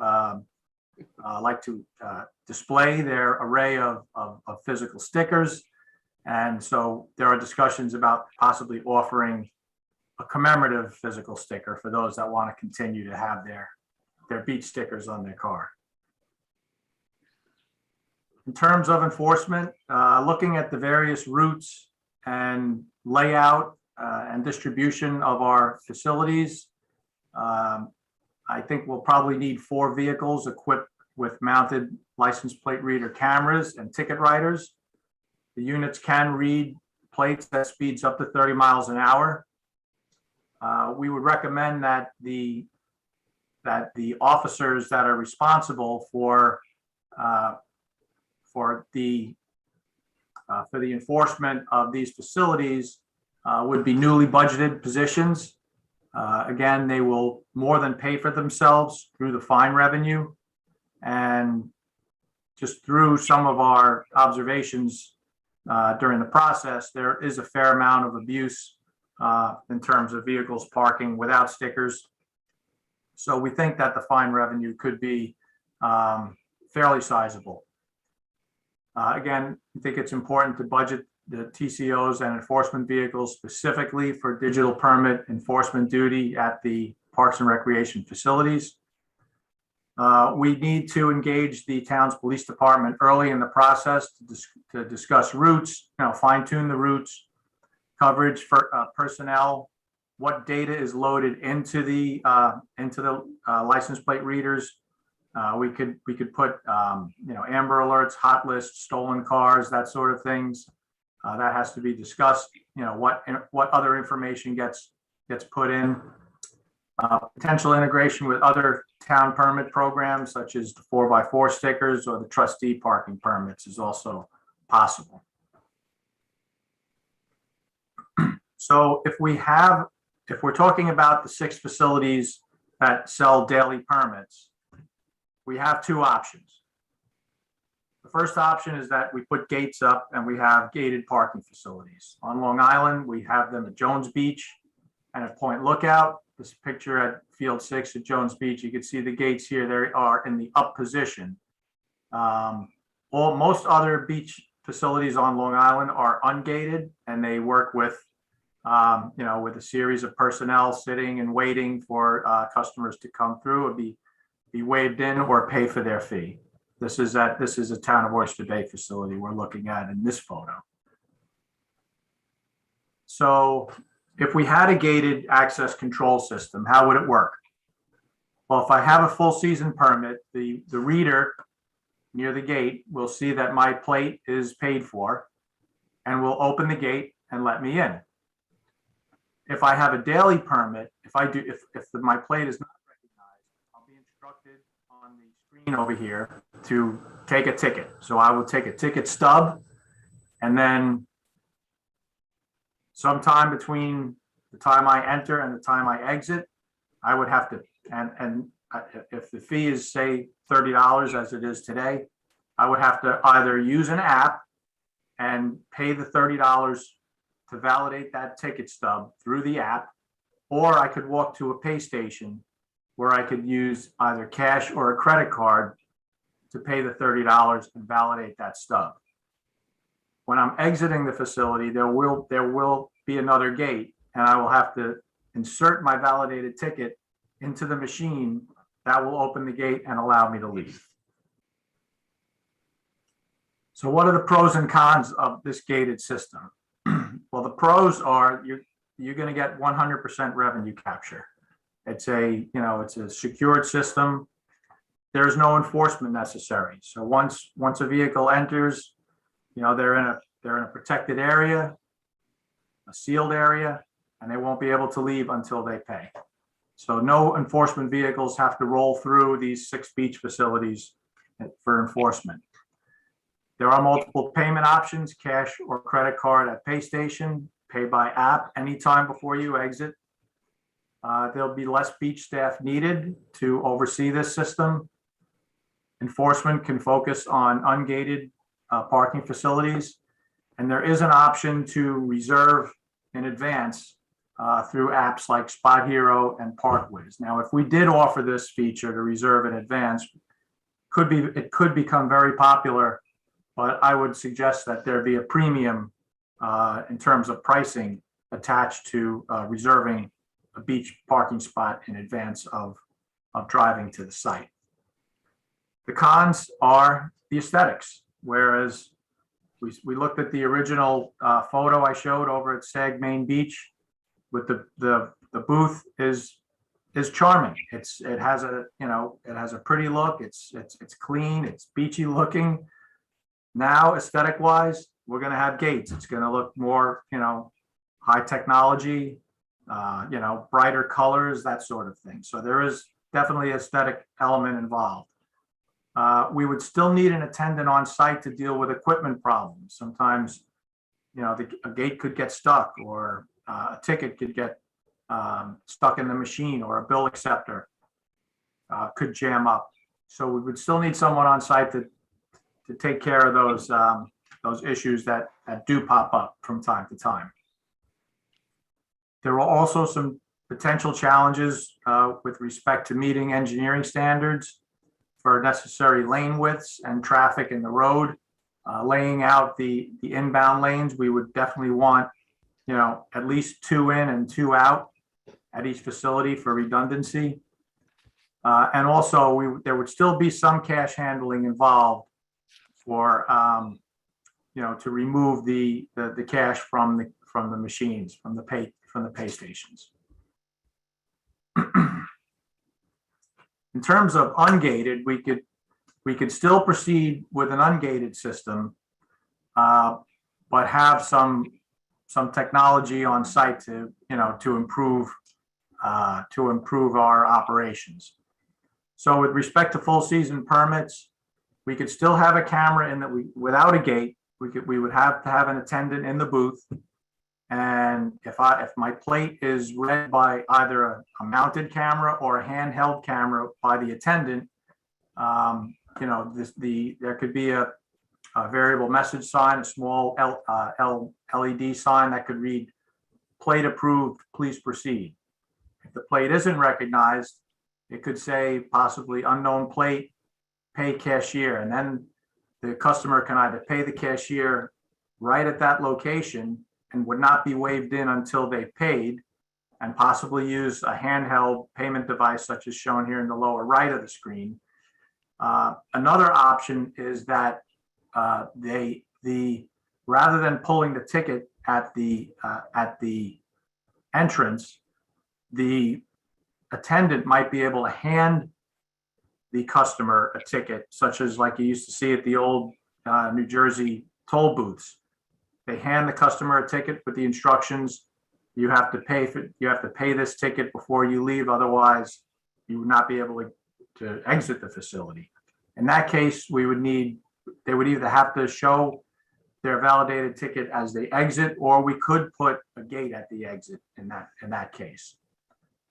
Now, there's an important distinction here, is that the pay by app or pay by kiosk would only be possible if the customer is given that ticket. If they pay the attendant directly, the pay by app option is not available to us, because it would be it's not an industry standard thing for a customer to sit in a lane and then be directed to call up their app and then go through the process of paying through the app. So again, you know, these are the options for the ungated. Let's look at some of the pros and cons for ungated. The pros, of course, is a much better looking entrance-exit facility. There would be no gates or related infrastructure. We could still use LPR cameras or attendants with a handheld scanner to check for permits. And we could still have the option to sell electronic permits on site. The cons are that there still could be some enforcement necessary if there's no permit control at the access point. With open lanes, there is potential for abuse. You know, also we wouldn't be able to really control and staff deeper into the hours of the day or the shoulder seasons. We wouldn't have to maintain the kiosks or pay stations, but it would be a more labor-intensive option.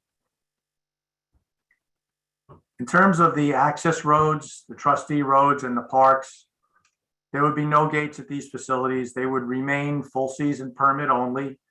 And we would enforce these with the vehicle mounted license plate readers. So our vehicles can roll through these facilities in a much more efficient fashion than having to check for permits. And they can easily issue tickets right from inside the vehicle. You'll see in the lower right corner, if there's a plate that's not recognized, there will be an audible and visual signal on a tough book in the vehicle, and then the enforcement officer can issue the ticket right at that location, put the ticket on the car, and proceed along. In terms of economics, our preliminary cash flow models indicate net revenue, net operating income in the $1.4 to $1.6 million range. Excuse me. Those numbers are currently, just over. I think we're in the $200,000 to $400,000 range. So that would be a pretty significant increase in net annual operating income. The initial capital investment, we're thinking it's going, and now it could change depending on which option we land on, but we think the initial capital investment is going to be about 1.2 million, and it would include the LPR access lanes, pay stations, enforcement vehicles, hardware and software, ticket writers, and ancillary improvements. We would have to go through the procurement process to get an equipment vendor, and draft RFP is in production. Our initial thinking is a turnkey solution where they deliver a fully integrated, tested, and operational system. The industry is trending this way. So what would be included in this system? It would be the digital permits, pay stations and gates if we go with gates, the LPR enforcement system, including vehicles and ticket writers, a citation management system. So it's very easy to download this data between one system and another. So citation management, even a third-party citation processing service is something we're looking at. All these new systems have a central management system or a back office function where you can, it's generally hosted. This is a hosted solution by the vendor. We would be able to log on as users of the system to see all the data. I'm sorry, I've lost audio. I'm sorry, has everyone lost audio or? Here we go. Got You're back now. Okay. Sorry about that. Would you repeat what you said in the last 2 minutes? Okay, should I start at the top of this slide? Sure. Yeah. Sure. Okay, so a draft RFP is in production, and we're looking at a turnkey solution where all of the systems would be fully integrated and tested. So the system would include the digital permit system, the pay stations and gates. These would all be linked and integrated, and they would communicate in real time.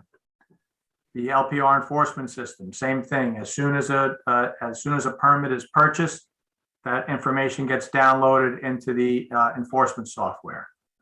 Citation management system. After a summons is issued, it is going to be tracked in the system.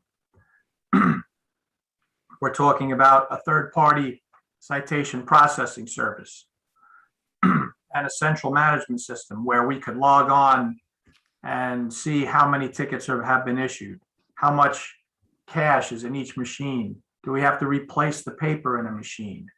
All of these are great for internal controls, keeping track of the date of all our facilities, our occupancy, and our revenue.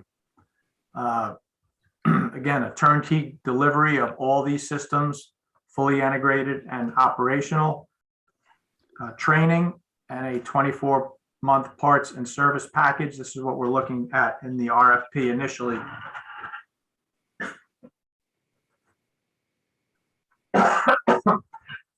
Excuse me. We would require a separate civil and signage package that would be required, especially in terms of laying out the lanes and so forth at the beach facilities.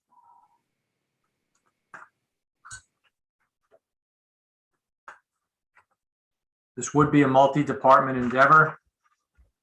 Parks and Recreation would be looking at program development, management, and oversight. The police would, of course, be involved with enforcement, safety, and security. The Justice Court in terms of adjudication process and fine collection. IT in terms of data management and communications. That's a pretty, there's a lot of data that gets generated through a system like this. Finance would be involved with funding, internal controls, and merchant processing. In terms of merchant processing, they're, the kiosks, if we go that way, will, they have credit card readers, so there would be credit card fees attached to this, and gateway fees and things like that. The trustees, in terms of coordinating with the trustee parking permits and other town initiatives. Purchasing department would be involved in the RFP and procurement process.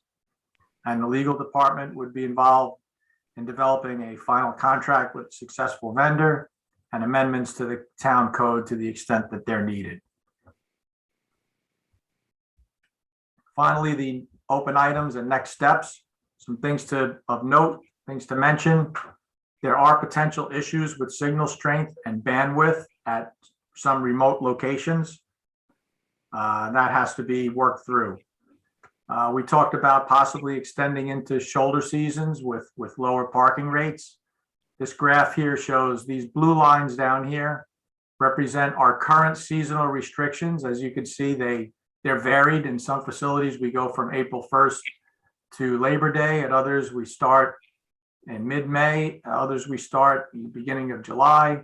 Others extend to the end of September. So we're talking about possibly looking at a uniform season, possibly May 1st to September 30th, and then 2 shoulder seasons, which would be October, November, and then March and April would be the spring shoulder season, and winter would remain unattended. So that's something we're looking at. In terms of timing, because there's a lot to work through here, we think that a full implementation is not really realistic until Memorial Day of 2023. Having that longer implementation schedule allows for signal and bandwidth testing during peak conditions next summer. So that's kind of an important piece that we want to make sure if any signal or bandwidth issues are encountered, we can get those fixed before we go up and running in the following year. It is possible to phase portions of this program in. We could possibly look at partial implementation of an enforcement program that would have, the new budgeted positions in place for 2022. We could get our PEOs out, possibly without the LPR, just to work the various routes and to just be more vigilant in terms of enforcing the facilities. So again, it could familiarize the TCOs with the facilities and routes. And then they'll be in place for when the LPR equipment is procured and installed on the vehicles. We could do a pilot program to test gated versus ungated. Again, I mentioned there is a hybrid possible where you can have the attendant hand the customer an encoded ticket, so they could use the app to pay before they exit. So the pilot program could be possibly we just put gates at one facility and see how it works there before extending the gates to another. That is possible. And finally, we'll need to finalize the RFP, finalize the scope of work, and determine a phasing plan. So that's what we have ahead of us. And that sums up my presentation. Thank you. right. So let's go to questions. That was actually very thorough. I did have a question on the revenue side because you're projecting, $1 million more in revenue in a system that's going to cost roughly $1 million to put in. So the first year is sort of break even. After that, we should be okay. But in terms of what you're calculating, in terms of your revenue, is that also the revenue from the fines from the TCO's ticketing, or is that just the revenue from, the actual ticket sales, the parking sales, permit sales? In the pro forma that I worked up, I do include the fine revenue, but I also include the additionally budgeted TCO positions. Oh, so you subtracted the labor? Yes, Fines. yes. That's why I said the net would be 1.4 to 1.6. And you figured the TCOs were seasonal employees?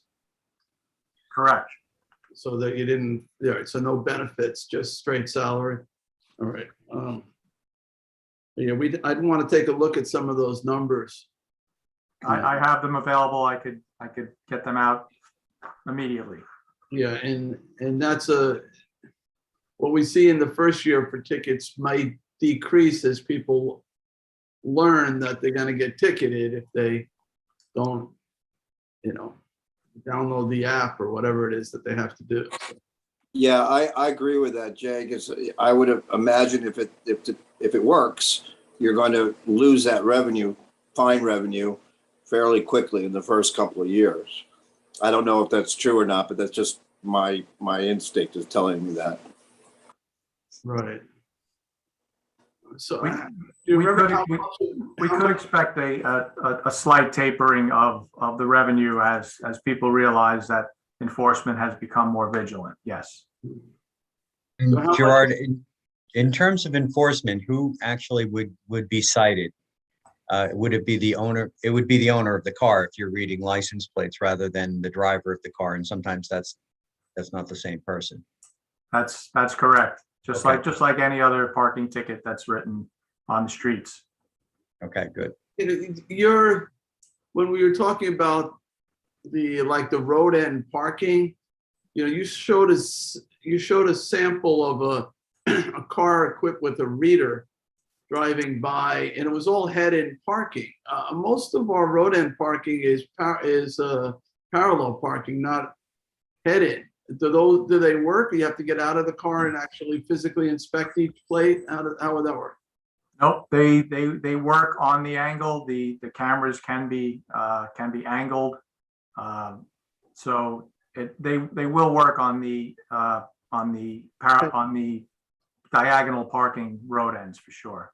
Now the officer will have to turn around when he gets to the road end to come out, but that's just due to the physical layout of the facility itself. With the parallel parking, even the cars that are close together, you can read them? They say that anything, 18 inches or greater is ideal. If the cars are parked in a parallel fashion and they're really bumper to bumper or less than 18 inches, the officer might have to get out and do a handheld scan. Okay. Gerard, how easy would it be to transform or convert this technology to other aspects of town government? We require permits for a variety of other things. Could the same platform be used to check permits for construction or contractors, as well as perhaps theoretically solid waste, and for use in some of our other facilities? Would this be the same platform, or would there have to be something different? Well, certainly, I think for the access to sales of the type of permits, I think they could definitely work from the same platform. In terms of enforcement, I would need to know more about how the permits need to be displayed and so forth, and for what purposes. But I would think that there can be some advantages in that direction as well. Thank you. And I have a couple thoughts, not so much questions. The first, there was discussion of reserved spots. I'm not sure how I feel about that. I kind of feel if you want a spot at the beach, you should get up early and get your spot if you know it's going to be crowded, to allow people who may have more disposable cash to get the primo spots at the beach. I don't know. Also, maybe we can talk about inclusion of Alton Kirk Park. That's down near the inlet, and it's always been an issue because there is no parking regulations there. So I know we'd have to work with the county on that, but that's just something we could do. Also with our road ends, some of the CACs have brought up, well, our road ends have no facilities, we shouldn't have to charge so much, but there is available to do different fee structures, correct? Okay. Yes. Yeah, okay. And also just for the gate issue, we have gates at some of our beaches. I don't know about all of them. Would this be like then a double gate where you would close the one that you guys close at night and then you have the gates for payment? Yeah, I think you're referring to like the barrier gates. We don't end up closing them too often, but this would be like an arm that would move up and down. And, you know, upon reading the plate and confirming if somebody is in the system or not. Understood. I'm just wondering how the aesthetics of two sets of gates may appear. I don't think we would need the first set of gates. I think they could probably be eliminated. Okay, all right, that's it. Thanks. I think it's a cool idea. Along with the two gate concept, what happens to the person who lost all their money in the ocean and they just don't have money to pay? I mean, we can't detain them in the parking lot. Yeah, that, you know, we always instruct attendants to, you know, to be firm, but, you know, if there's obviously a hardship case, there are forms that they could take home and fill out. You know, we'll take down their license plate. We say, you know, we could do a DMV checkup, get your address. We could mail you a, you know, a payment form. And then if you don't pay it, you know, there will be some, you know, you might get a fine or something like that. Jerry, was there, we kind of touched on this, but is there a way as they're exiting the facility that it could capture their license plate, kind of like similar to like an Easy Pass situation, and be sent that, you know, that citation or notice to pay in the mail? Yeah, it's, you know, if we were 10 years from today, I would say that that's probably going to be an accessible solution. But right now in the parking industry, we're not there yet because it's a very complicated clearinghouse situation. And, you know, the parking industry has not really ramped up to do that at this point in an economical fashion. So I would say that that'll probably be available to us, you know, a decade from now, but just today it's really cost prohibitive. Yeah, because if we had a gated facility, it was after hours when a staff member might not be on duty, as Councilman Scavone mentioned, you know, we couldn't really detain somebody within the parking lot. So there would have to be some mechanism for them to still get out. And I'm not sure how we would follow up in that situation. Yeah, typically we wouldn't have the gates down unless we had someone on site who could, you know, who could take care of any problems that might arise. So the gates will be lifted at some point when the attendant, when there's no further personnel on site. So I got a question, Kristen, maybe you can answer this. On some of our beaches where we have 4x4 permits to access the beaches, how would that work? Well, they would still be able to, if it's a gated facility, their license plate would be in the system. Right. So they would be able to get entry into the beach location. And it would, in terms of the access roads, the enforcement would still have to go probably on the beaches. With that, we were talking about keeping a physical permit as well. So they would probably still keep a physical permit on their bumper, but the trustees would also have to weigh in on what they'd want to see with that. Okay, thank you. You're welcome.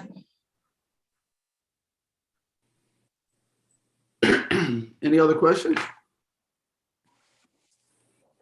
So Jerry, did you take into account the shoulder seasons and the after hour in the net revenues? No, those were not included. We just assumed there was going to be the same seasons that we have today. Okay. And how much change in staffing did you anticipate? I believe we had a 20%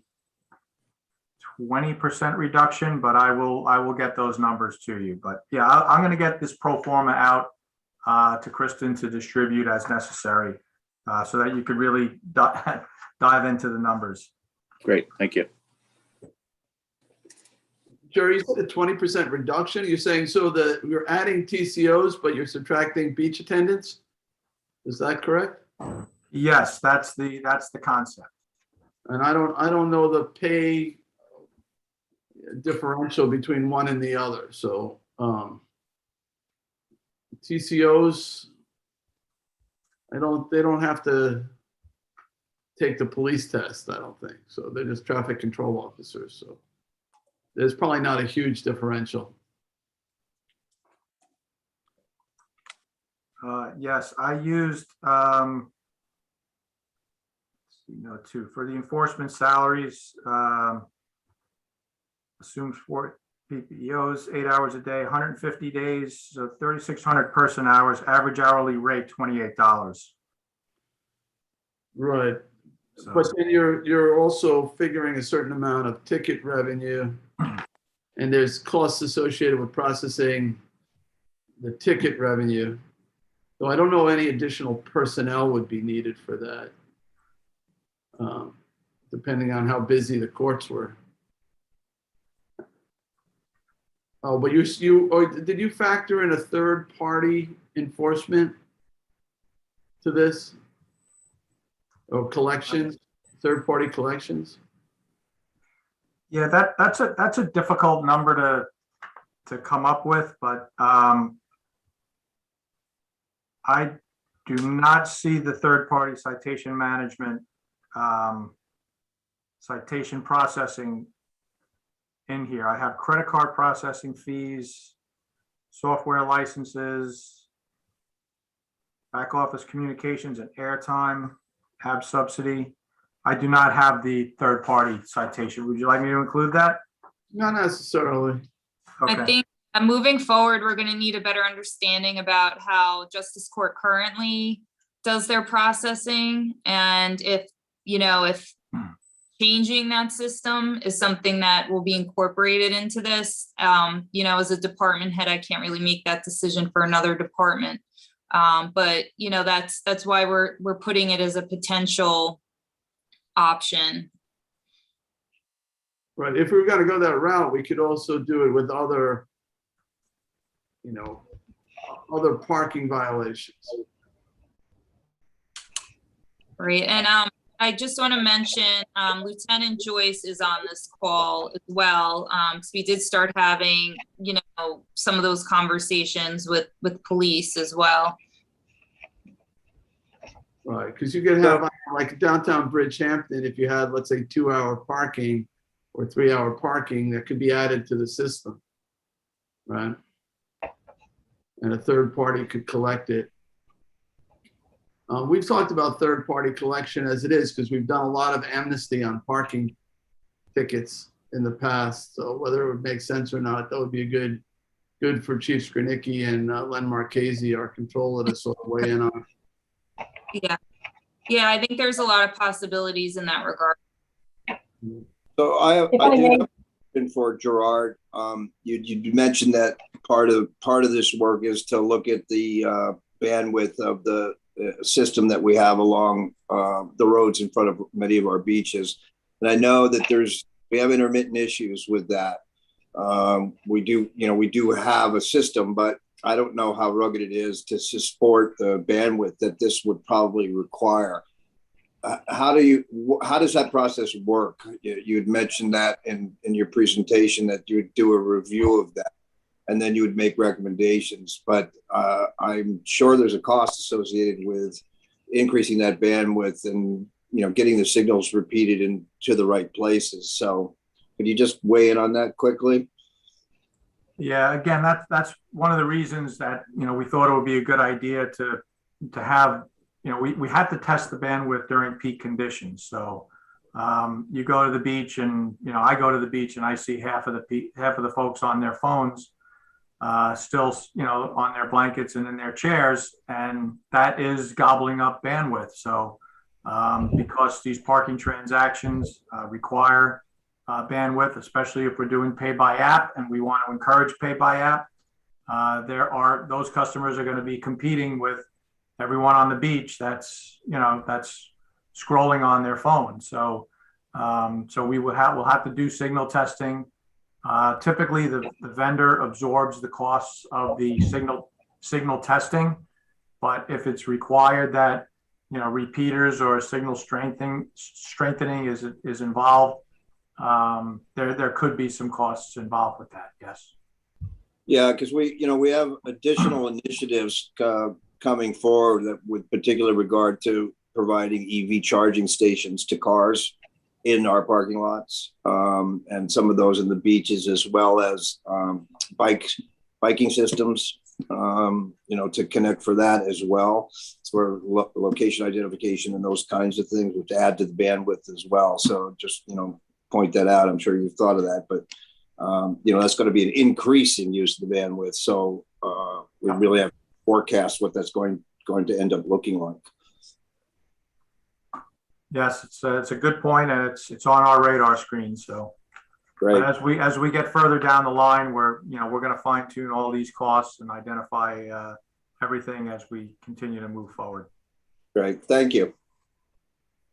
May I just ask a question? I did sit in on the original meeting that I was invited to in regards to the parking permits. Well, we don't issue a tremendous amount of long-term parking permits. We were included in the discussion, but our structure with the long-term parking permits is different than the beach. It's not a daily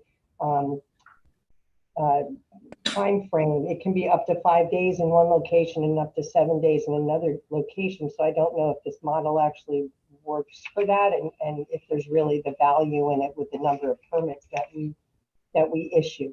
But as John had mentioned, there is going to be an active charging station now located in one of the lots that we use for a parking permit designation. So I don't know if we're still included in what you're considering, or if I'm not in the category. Jerry, do you think that something like a 5-day permit would fit into like the LPR system, or is that something that could be incorporated into what we might use for like a daily app system? Absolutely, that could be incorporated into the systems that we're contemplating here. That's, one of the benefits is that we have the ability to do, a 2-day, a 3-day permit, a weekly permit. Even if you wanted to have, permits, like I know we have a separate permit for Marine Park. If we wanted to have different access rights or fees to park in, say, Hot Dog Beach as opposed to Dolphin, as opposed to another one, we could do that as well. We could really fine tune our pricing program if we want to do that, and the various options that are available to the customers. But what I can do is provide you the data from last year and this year. While last year was a little bit different because of the pandemic and not everybody was moving about as they were in the past and working from home. So these parking permits may not have been utilized in the manner that they previously were. but I can provide you the data to see if the investment in the infrastructure for those sites warrants that expense. But I can provide that, and then you can take a look at it and see if it makes sense, because you have these gates that would need to be installed, and I don't know if that expense is warranted for the amount of revenue that comes in at those sites. So I'll provide it to you, and then you can all make a decision as to whether or not it should be included or not. You could just have a vehicle with the LPR reader come through those locations. Okay. Okay. But like I said, I'll submit it, and then you can take a further look at it and see what you think about it being included. Okay. Anyone else?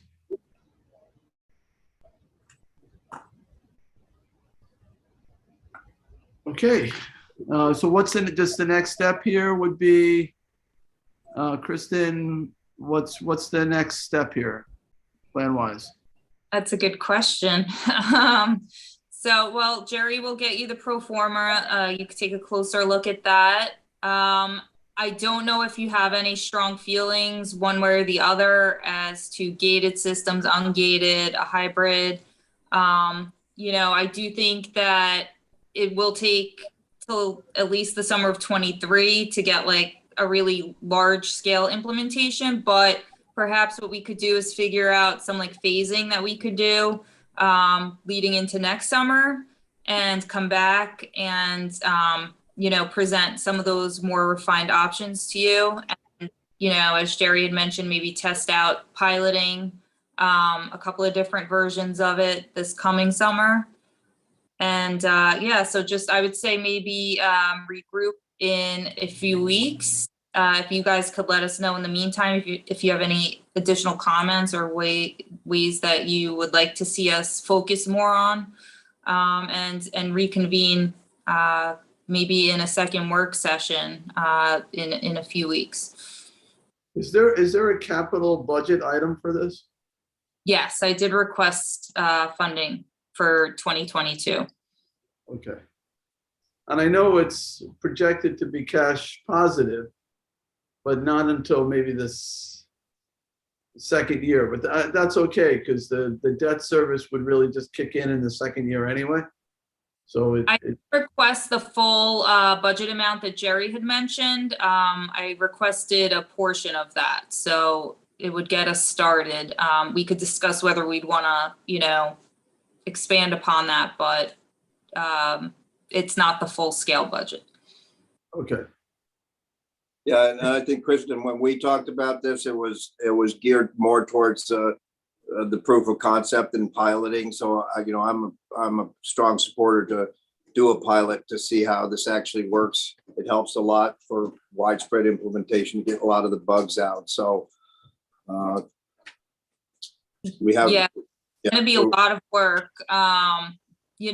There's a lot that still has to be considered interdepartmentally, getting on the same pages, figuring out if we're going to standardize some more of the dates that these permits are required, customizing each of those locations in a system, getting a new front end system built online through our IT department. So there's a ton of different components that have to come together for this. But I do think that, we are moving in the right direction. If we do need to find solutions, I think it only makes sense to, start utilizing these new technologies. So I agree with, with all of you and John that, piloting and kind of figuring out how we could phase in portions of this and continue, to grow on top of it and see the proof of concept is the way to go. And which particular system do you? Bonnie's point was that before about the possibility of using this in some of our other facilities, I think is critical to some of that. The more consistent approach that, consumers used to doing something one way, for our track and permitting issues in solid waste management and other parts, there should be, we maybe talk about that integrating that with other departments, as you said, to see the value of that. And there's definite value in that in solid waste management. I'll just tell you that right now, that, it's an issue for us to be able to track who can and cannot be in our facilities and use them. And I think this is the kind of system that we had been talking about. So it would be good to be able to use what you're learning and apply that to our other facilities. So thank you for this.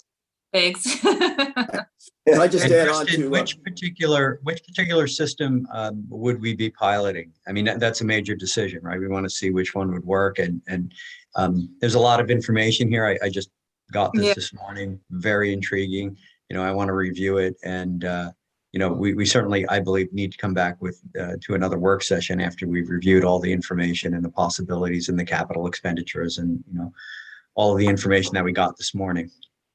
Absolutely. I think that, we're all going to have to digest a little bit and figure out what we want to try for the 2022 season. But right off the bat, I could see definitely integrating with, it's called the DMV PREED system, which could give like an automatic verification of residency, depending on what data you front load on it. So what I could see is maybe doing a hybrid of still selling a physical permit, but also starting to get people into this electronic system and having some maybe like handheld LPR scanners, so that people are still covered with their permits if we're not up on where the technology all should be. But we could start testing maybe with those handheld license plate readers, just to see how that flows. So that's something right out the gate I could see kind of doing. That might not be a huge lift. I'd just like to add on to the conversation, if that's possible. I think it's a great conversation. I spoke to Kristen, I guess, last week about this, and I'm looking forward to the second work session. I think with all the pressure that we've seen on our natural resources and the importance of the trustees enforcing their regulation, we have been, as you know, trying to modernize and get our office to run more efficiently. And I think without exploring and adapting to these types of technologies, it becomes harder and harder. So I'm looking forward to working with everybody and seeing how that works out so that we can achieve those goals of, more efficiently protecting the resources, enforcing our regulations. We've been under more pressure than we've been under as long as I've been sitting in this seat. So I look forward to working with you all. And I want to thank Kristen for the hard work that she's done on this as well. And anytime you need any further input from the Board of Trustees, please feel free to reach out. Thank you very much. Thanks. Jerry, can I ask you just one more question? In terms of the scenarios that you laid out, in each one, we would be acquiring the component equipment outright, right? So we're not sharing the revenue with any companies. We'd own all the infrastructure. Is that correct? That's correct. Okay. And that would be the recommended route. That's the more, traditional route. In my projections, I assumed an amortization of the initial investment over a 10-year period. So it would be possible, I'm assuming, some kind of note or bond to finance the program. But again, that's up to you guys. I know with other levels of government, they often don't do it that way, like with the county's red light camera program, where I thought they should have bought the equipment, but instead, they split the revenue with the company that provided the equipment.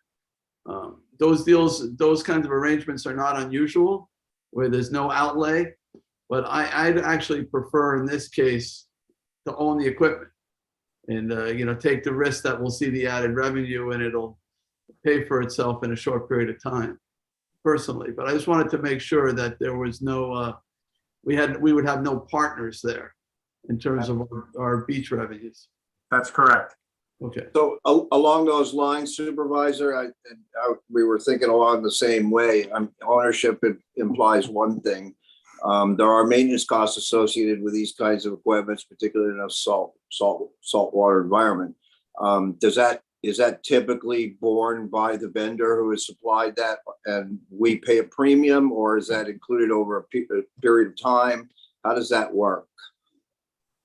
So we can try to calculate the maintenance overhead.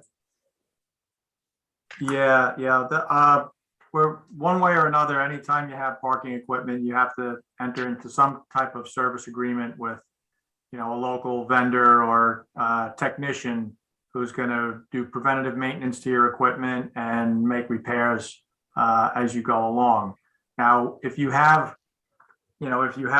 folks on site who are, good with their hands, good technically, understanding electronics and that sort of thing, we can do a good portion of it in-house, but it's always recommended that you develop a service plan and you have a service plan for preventative maintenance as well. And that is included in my projections. Okay, great. Thank you. Anyone else? All right. So let's move on to our next topic. Thank you. Thank you. Ian and Thank you. Scott. Thank you. Thank you, Kristen, and all the other people who've been maybe not participating, but still have been viewing this presentation, including Tom Neely, Paul Pobat from IT. All right. Let's get back to the agenda. And let's see, we have update on the South Fork commuter connection. That is with Tom Neely. He is our traffic safety consultant. So as you all are aware, the trains are up and running. Actually, I heard an advertisement featuring Tommy John Scavone, our own, on the radio. Sounded great. Letting people know about the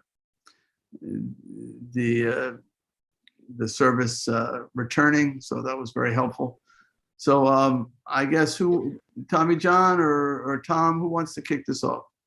Well, thank you, Supervisor. I asked Tom Neely to come in and give us a bit of an update as to the start of the South Fork commuter connection. The town of East Hampton, town of Southampton are involved in this. And of course, our Assemblyman Fred Thiel is a major part of this. And a lot of it has been funded by the state. And we thank him for that. But Tom really has been working with us, putting all of the pieces of the puzzle together. And I thought it would be important for the board to know how this is going in the early stages here. So with that, Tom. Thank you. I appreciate the opportunity to speak to the board today and give you an update on the South Fork commuter connection. Hopefully you are seeing a slideshow of the presentation that I have for you. Yep, we are. Okay, good. That's a good start. Thank you. Yeah. As Supervisor and Councilman said, we have restarted the South Fork commuter connection, and it's back on track. That's the phrase that we're using in our advertising and in our headers. And what you see here on the first page is the header that is used on our Southampton Press, Sag Harbor Express as part of our media buy. Quickly to recap briefly on the history, it originally operated from spring 2019 to spring of 2020. The LIRR provides the service through their MTA operations budget. The connecting shuttles are funded with state STOA funds, that's Surface Transit Operating Assistance, and the advertising has been funded by the town. In January of 2020, the fare was reduced from $4.25 to $3.25, and we eliminated the need for a separate ticket and an extra $1 charge for use of the shuttle. So that was simplified in January of 2020. Then in March of 2020, of course, due to the pandemic, the service had to stop. I believe it was March 18th it stopped. Then, fortunately, we're now back in service, started as of September 7th. Catching up with where we are right now, and I'll touch on a couple of these points quickly, and then I do have some more detailed information at the back part of the presentation if you want to get a little deeper into some of this information. The initial train ridership, just based on the first couple of weeks of service, is about half of what it was in the May, June/September period of 2019, kind of a comparable time frame. 50% ridership is consistent with the loss of ridership on the LIRR and other public transit operations as a result of the pandemic. East Hampton Village remains the top destination. Discussions are underway with the LIRR for long-term infrastructure improvements. Again, we can talk about those in a minute. We will need to work on planning and local outreach for long-term growth, and talk about some of that a little further as we get into this. And I believe the South Fork Commuter Connection is one piece of our transportation and traffic puzzle. As the board knows, you created a transportation task force, and that committee, I think, prior to the end of the year, as called for in the town board resolution, will be coming back with a little more information about this as part of the overall solution to some of the traffic dilemmas that we face. This is a copy of the current schedule as it appears in our ad and in our flyer. One of the things I'd like to point out here, it's a little tough to read all of the schedules on the PowerPoint, but one of the things that we have done is include non-South Fork Commuter Connection train trips on this flyer. We have gone back and forth a little bit over time, but in the overall, we feel that it's best to include non-South Fork Commuter Connection trips in it, because as we saw when it was running last time, overall train ridership increased significantly for the Long Island Railroad. And so by promoting some of their other trips, we feel we're helping to create an overall environment of improving public transportation, use of the railroad. And going back to when this first began, one of the criteria we agreed with the railroad was they would look at the success or the increase in ridership across the whole South Fork, not just solely on the trips that we identify as South Fork Commuter Connection. And Councilman Schiavone and I have ridden the train a couple of times, and last week, and speaking with one person on the train, was kind of a perfect example. He was taking the early train out, the 6:45 out of Southampton, going out east, and was coming back on, I believe it's the 1 o'clock train back. That's not part of our South Fork Commuter Connection model. Like a South Fork Commuter Connection train in one direction, you can take one that we don't identify, but still allows people to use public transportation in the other direction. This, and I hope you're able to read it. We also sent out a PowerPoint which has this information. It's a little bit of an eye chart, but this is the first ridership report that we've received from the Long Island Railroad. And what I've done, if you look in the upper left panel, you will see there are two trip numbers highlighted in green. Those are the two morning eastbound trips. The top one is the first morning trip. The one right below it is the second morning trip. And then if you look over to the right, the last grayish panel on the right is the average number of riders pre-COVID. So for the first few months that this ran in 2019, that's the average number of riders. It was averaging 68 riders on that first early morning trip, and 28 on the second early morning trip. Then the far panel in yellow on the right is what they have counted from just 3 trips in the last 2 weeks that they've audited, which is showing 32 riders and 14 riders. So again, that's roughly 50% ridership so far in the first 2 weeks. I would like to point out that that is consistent with what's happened to other public transit operations. Also want to point out that both Rosh Hashanah and Yom Kippur occurred during those audit periods, which may have impacted the ridership as well. If you go down to the second box down, the last two trips there highlighted in green on the lower left. Again, you read over to the right. The far right gray panel shows the ridership pre-COVID, their average, which was actually that first trip's about 150 people. The trip right below it was about 45.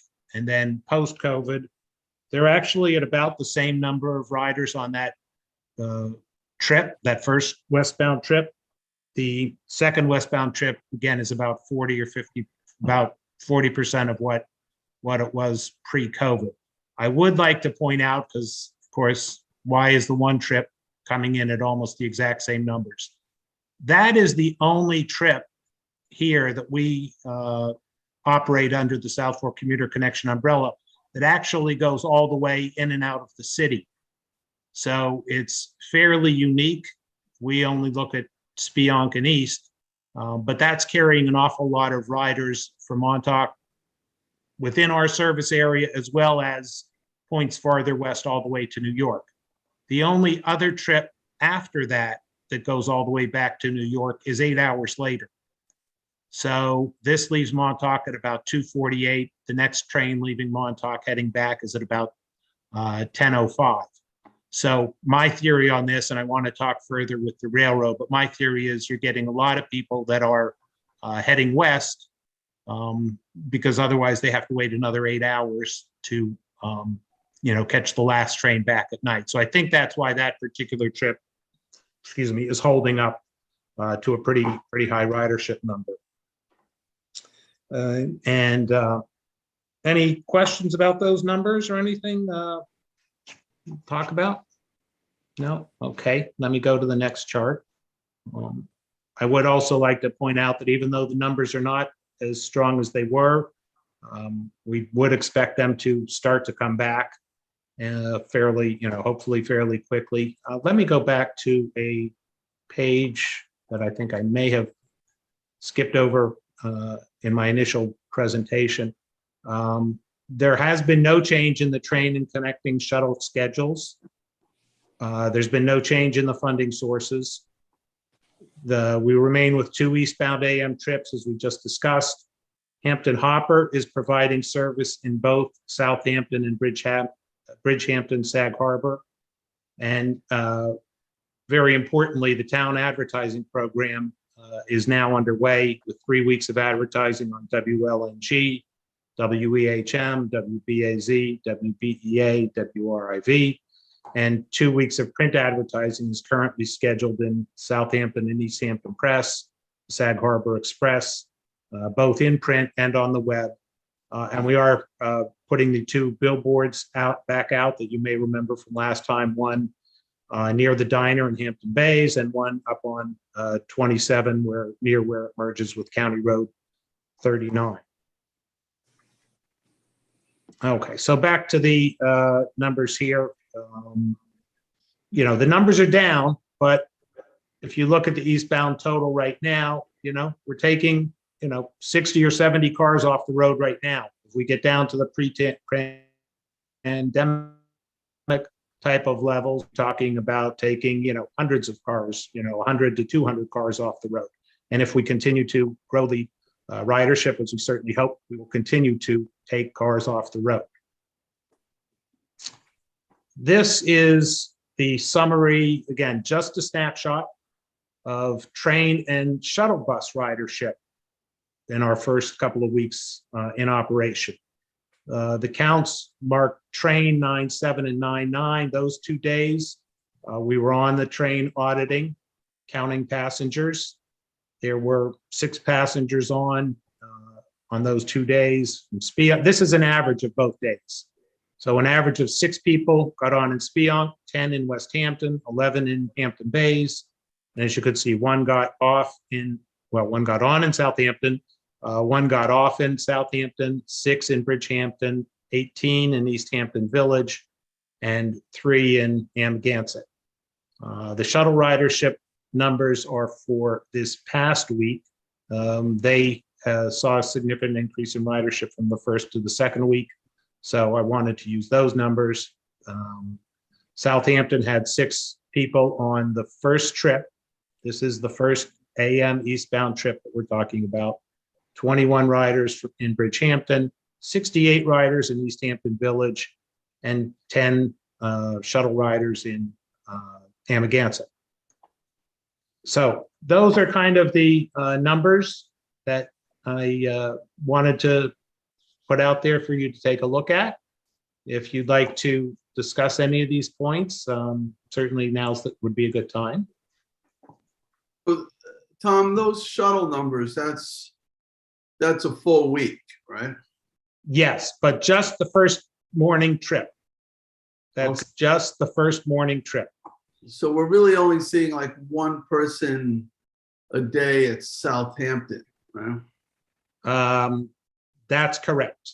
On that first trip, we have seen some people taking the second trip as well. They're not included in there. I have, if I can get to it, I will try to pull up another chart to give you a little more insight on the shuttle ridership. Right. So I know it's like starting a new business. Sometimes you don't make any money the first year.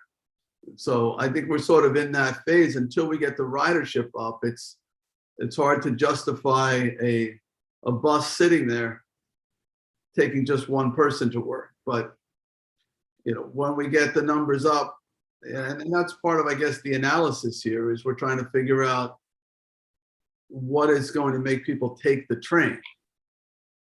Right. Right. Tell you, Supervisor, when we went on, we also had discussions with the people who actually took the train. And on the first morning, and this was the morning of Rosh Hashanah, there were 27 people, and they were excited. I was encouraged with how happy they were that this service was back and that the shuttle was back. So, in part, I'm hoping that those folks, via word of mouth, will convince some of their colleagues to use the train. Most of the people who took the trains that span Southampton town were teachers in East Hampton schools, and also quite a few people who work at the town of East Hampton took the train as well. Hopefully you folks are seeing some detailed shuttle ridership numbers on your screen. Mhm. I hope. Yeah. Here you can, do you see it? Yes. Yes. Thank you. I don't see what you're seeing, so thank you. Here's a little more detail on ridership. The first trip of the morning, the second trip by station. As we pointed out, Councilman Schiavone pointed out, we have a lot seem to be going to the East Hampton schools. Here's a little more detail. Let me just real quickly show you. We have some going to the Southampton daycare up on North Sea Road. That's an addition. We're kind of in the nice position right now that when a rider gets on the shuttle, if he's not going to one of our pre-designated locations, I've given the flexibility to Hampton Hopper to take that person where they need to go. And in this case, that now has resulted in a regular rider going to the daycare center up on North Sea Road. We have a town hall, a little bit of traffic to town hall on the, let's see, wanted to see, we do have a couple to the hospital. There we go. That's the train back. So again, I'm sorry, I'm jumping around a little bit, but you can see we have a few to the hospital, a few to town hall. We have a dedicated rider now going to the daycare center. And just quickly to look at Bridgehampton School, we're picking up some nice business there. 1668 Bridgehampton Sag Harbor Turnpike is where the Sag Harbor Industries and Verizon buildings are located. That was another one that kind of fell in our lap a little bit last time around. We were able to work out with the people at Sag Harbor Industries. They had some employees. Again, it was not on the original schedule, but we've now added it to the schedule. And this time last year, there were probably 4 or 5 people taking it every day. So again, we hope once we're back in operation, positive word is back out there, that we'll pick up some riders there. Pearson High School, again, we were having about double that number. 6 to 8 people were going to the high school, which also services the middle school right across, and elementary school right across the street. Again, we're optimistic that we're going to be able to double those numbers. And then you can see on the second trip in the morning, again, we have some more people going to that Sag Harbor Industries Verizon location, some more people going to Pearson, and some and then you see the people coming back from Pearson, coming back from the Bridgehampton School, and the people coming back from Sag Harbor Industries. Just a real quick look at East Hampton. This, you see they're taking riders to East Hampton High School and the elementary school. So as Councilman Schiavone pointed out, those are great customers for us. And I think the location of the train station in East Hampton is ideal for this kind of service, where the station is located very close to where people are working. And one of the rules of or guidelines for public transportation is employment density or housing density are always very critical to the success of any public transit system. So that's all the detail I think we need on that. So if there are any other questions, we do have long-term efforts we will have to make. I mean, we're all very hopeful that this will now be around for a long time. And I think that it's incumbent upon us as Southampton and East Hampton as well to embark once again on the program, both of planning and outreach to employers with regard to flex hours, staggered work hours, things that can make it easier for their employees to make use of our service, as well as long-term infrastructure improvements, such as things we've talked about in the past, which would be possibly create secure parking fields for contractor trucks, possibly create some parking availabilities in Bridgehampton, East Hampton, and Southampton for people that aren't serviced by our shuttle buses, that could park a car there, get off the train, get in their car, and drive to wherever it is that they work. We have seen some occasions for that. Southampton Village is fairly unrestricted with their parking, so we've seen some people doing that. Bridgehampton, our own parking regulations really preclude anybody from being able to do that right now. East Hampton Village also has some pretty restrictive parking regulations. I was kind of excited to watch the presentation that preceded me, because I think there's a lot of opportunity for the town, as you identified, a lot of opportunity for the town to kind of customize a lot of different parking plans for different places. And one of the things I think we should consider would be find a way to allow people that are out of our bus loop areas, such as in Wainscott, to be able to find a mechanism where they could park a car at the Bridgehampton train station and drive themselves to work and drive themselves back to the train station. We don't really have that flexibility right now, but that's something that we need to work on, those kind of improvements. Also infrastructure improvements, and the supervisor or Councilman Schiavone might want to speak to our conversations with the railroad about sidings. Tom, I did have one quick question. I know we have a 2 o'clock thing that we need to do, but just quickly, COVID related. I know I may have heard this correctly this morning. I just caught a little bit of the news that the Long Island Railroad's requiring mask use while traveling on the train. Are we also requiring that in the buses? I believe that's what the hopper is doing. I will double check that they are doing that. It is required, as you said, and everybody was complying on the trips we were on the train, and I believe that we are requiring it on the buses. I will double check with the hopper That had been their policy earlier. They were running shuttles in Montauk and other places this summer. I'll just double check that they're still doing that. Okay, thank you. Other questions? Yeah, Tom, you said about employers. Have we reached out to Southampton Hospital? Because I'm surprised that they're not taking more advantage of it. We have in the past, and I think that's on the list of things that we have to go back and do. We've gotten some mixed information about when their employees start and when their employees stop. The president of the hospital was very supportive of this last time it operated. But frankly, it is a little bit disappointing that we're not getting more ridership from the hospital. And I do think we have to go back. We were originally operating under the premise that they need to get to work by 7 and they get out at 3. Many of their employees, not everybody, but many of their employees. So our schedule pretty much works for that.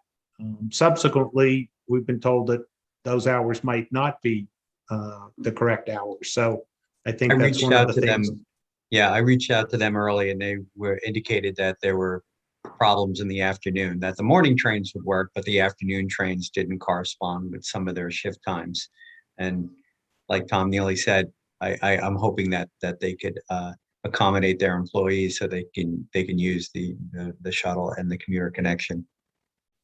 And I will say the same for the Southampton School District. We had outreach to them quite a bit last time around. It did not see the ridership that we'd seen way back in 2007, 2008 when this first ran. We had very healthy levels of ridership from the schools in Southampton and from the hospital. It has not come back as strongly. It didn't come back as strongly in 2019. So we certainly want to try to work with those folks again. Tom, thank you for coming in and updating the board. We appreciate it. And I certainly appreciate your institutional knowledge with this program. And, it goes back quite a few years. So we got this together pretty quickly. And thank you. Thank you. Thank you, Tom. Thanks, Tom. Thank you. Bye. All right, so just real quick on the updates. We covered COVID earlier. All of our work sessions until further notice will be on Zoom, which is allowed by the state. And then the next few town board meetings, at least to the end of October, will also be conducted via Zoom. Speaking of traffic, we've had some really positive response to the blinking light at Canoe Place Road. I think the police are trying to get it back up and running. They literally just ended it and the traffic came right back. So I think they're trying to figure out how to bring it back once again. I really want to get St. Andrew's light on there too, particularly in the afternoons on the westbound trip. So it's amazing what a difference one traffic light can make. So, it's really a question of capabilities of the police department and cooperation with the county and the state on that. We are going to start the Traffic Solutions Task Force. So the first meeting is going to take place in October, and hopefully we'll generate some additional ideas that we can implement. The town's budget, the tentative budget, it's going to be released to you guys on Tuesday's town board meeting. I don't know how we're doing that in terms of, normally it's presented to the clerk presents it to you. I'll probably present it to the clerk and we'll have to figure out, maybe it can be presented electronically. Jim may have to guide us in terms of what the legal requirements are, doing this through Zoom.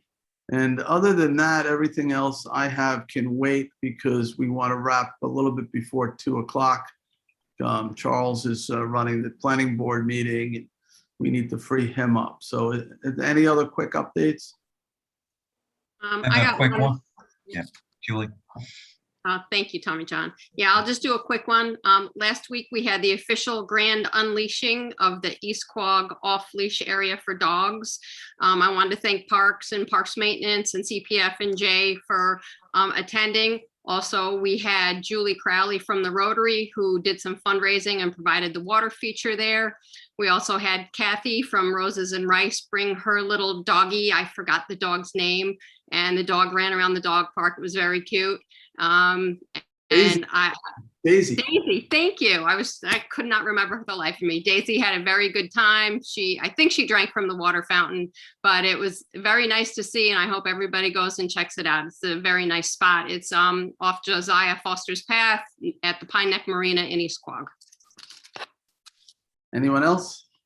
Yeah, last night we started our 4th year in our Youth in Government program. This is a YMCA program for high school students. And I'm happy to say that all of the students from last year came back this year, and we are on our way to Albany. But of course, that's next spring. And if you are interested, contact our Youth Bureau to get involved, and please get involved. Anyone else? Just a reminder, we have a Hampton-based CAC meeting tonight via Zoom. So if everybody can tune in, it should be an interesting one tonight. Julie, when are the resident drop-off times? That's coming back too, right, with the Habitat? You have that information? After Humanity, Yeah. it's still Wednesdays 10 to 2 until further notice. I believe that they're going to stop come the winter months, but nothing has been definite yet. But so far, so good. I know whether it was last week or the week before, they had another pretty full truck, so it's going good. Good time for fall cleaning, basically. Yep. All right. Anyone else? Just quickly, we have a contractor now for our West Hampton Beach Community Center, so I'm very excited about being able to move forward for the residents of West Hampton area. Excellent. Anything else? So for exec, we have personnel, confidential and legal advice, and do we have also acquisition? Perhaps not. No acquisition. All right. So I'll make a motion to end our work session and go into executive session on those items. Second. Second.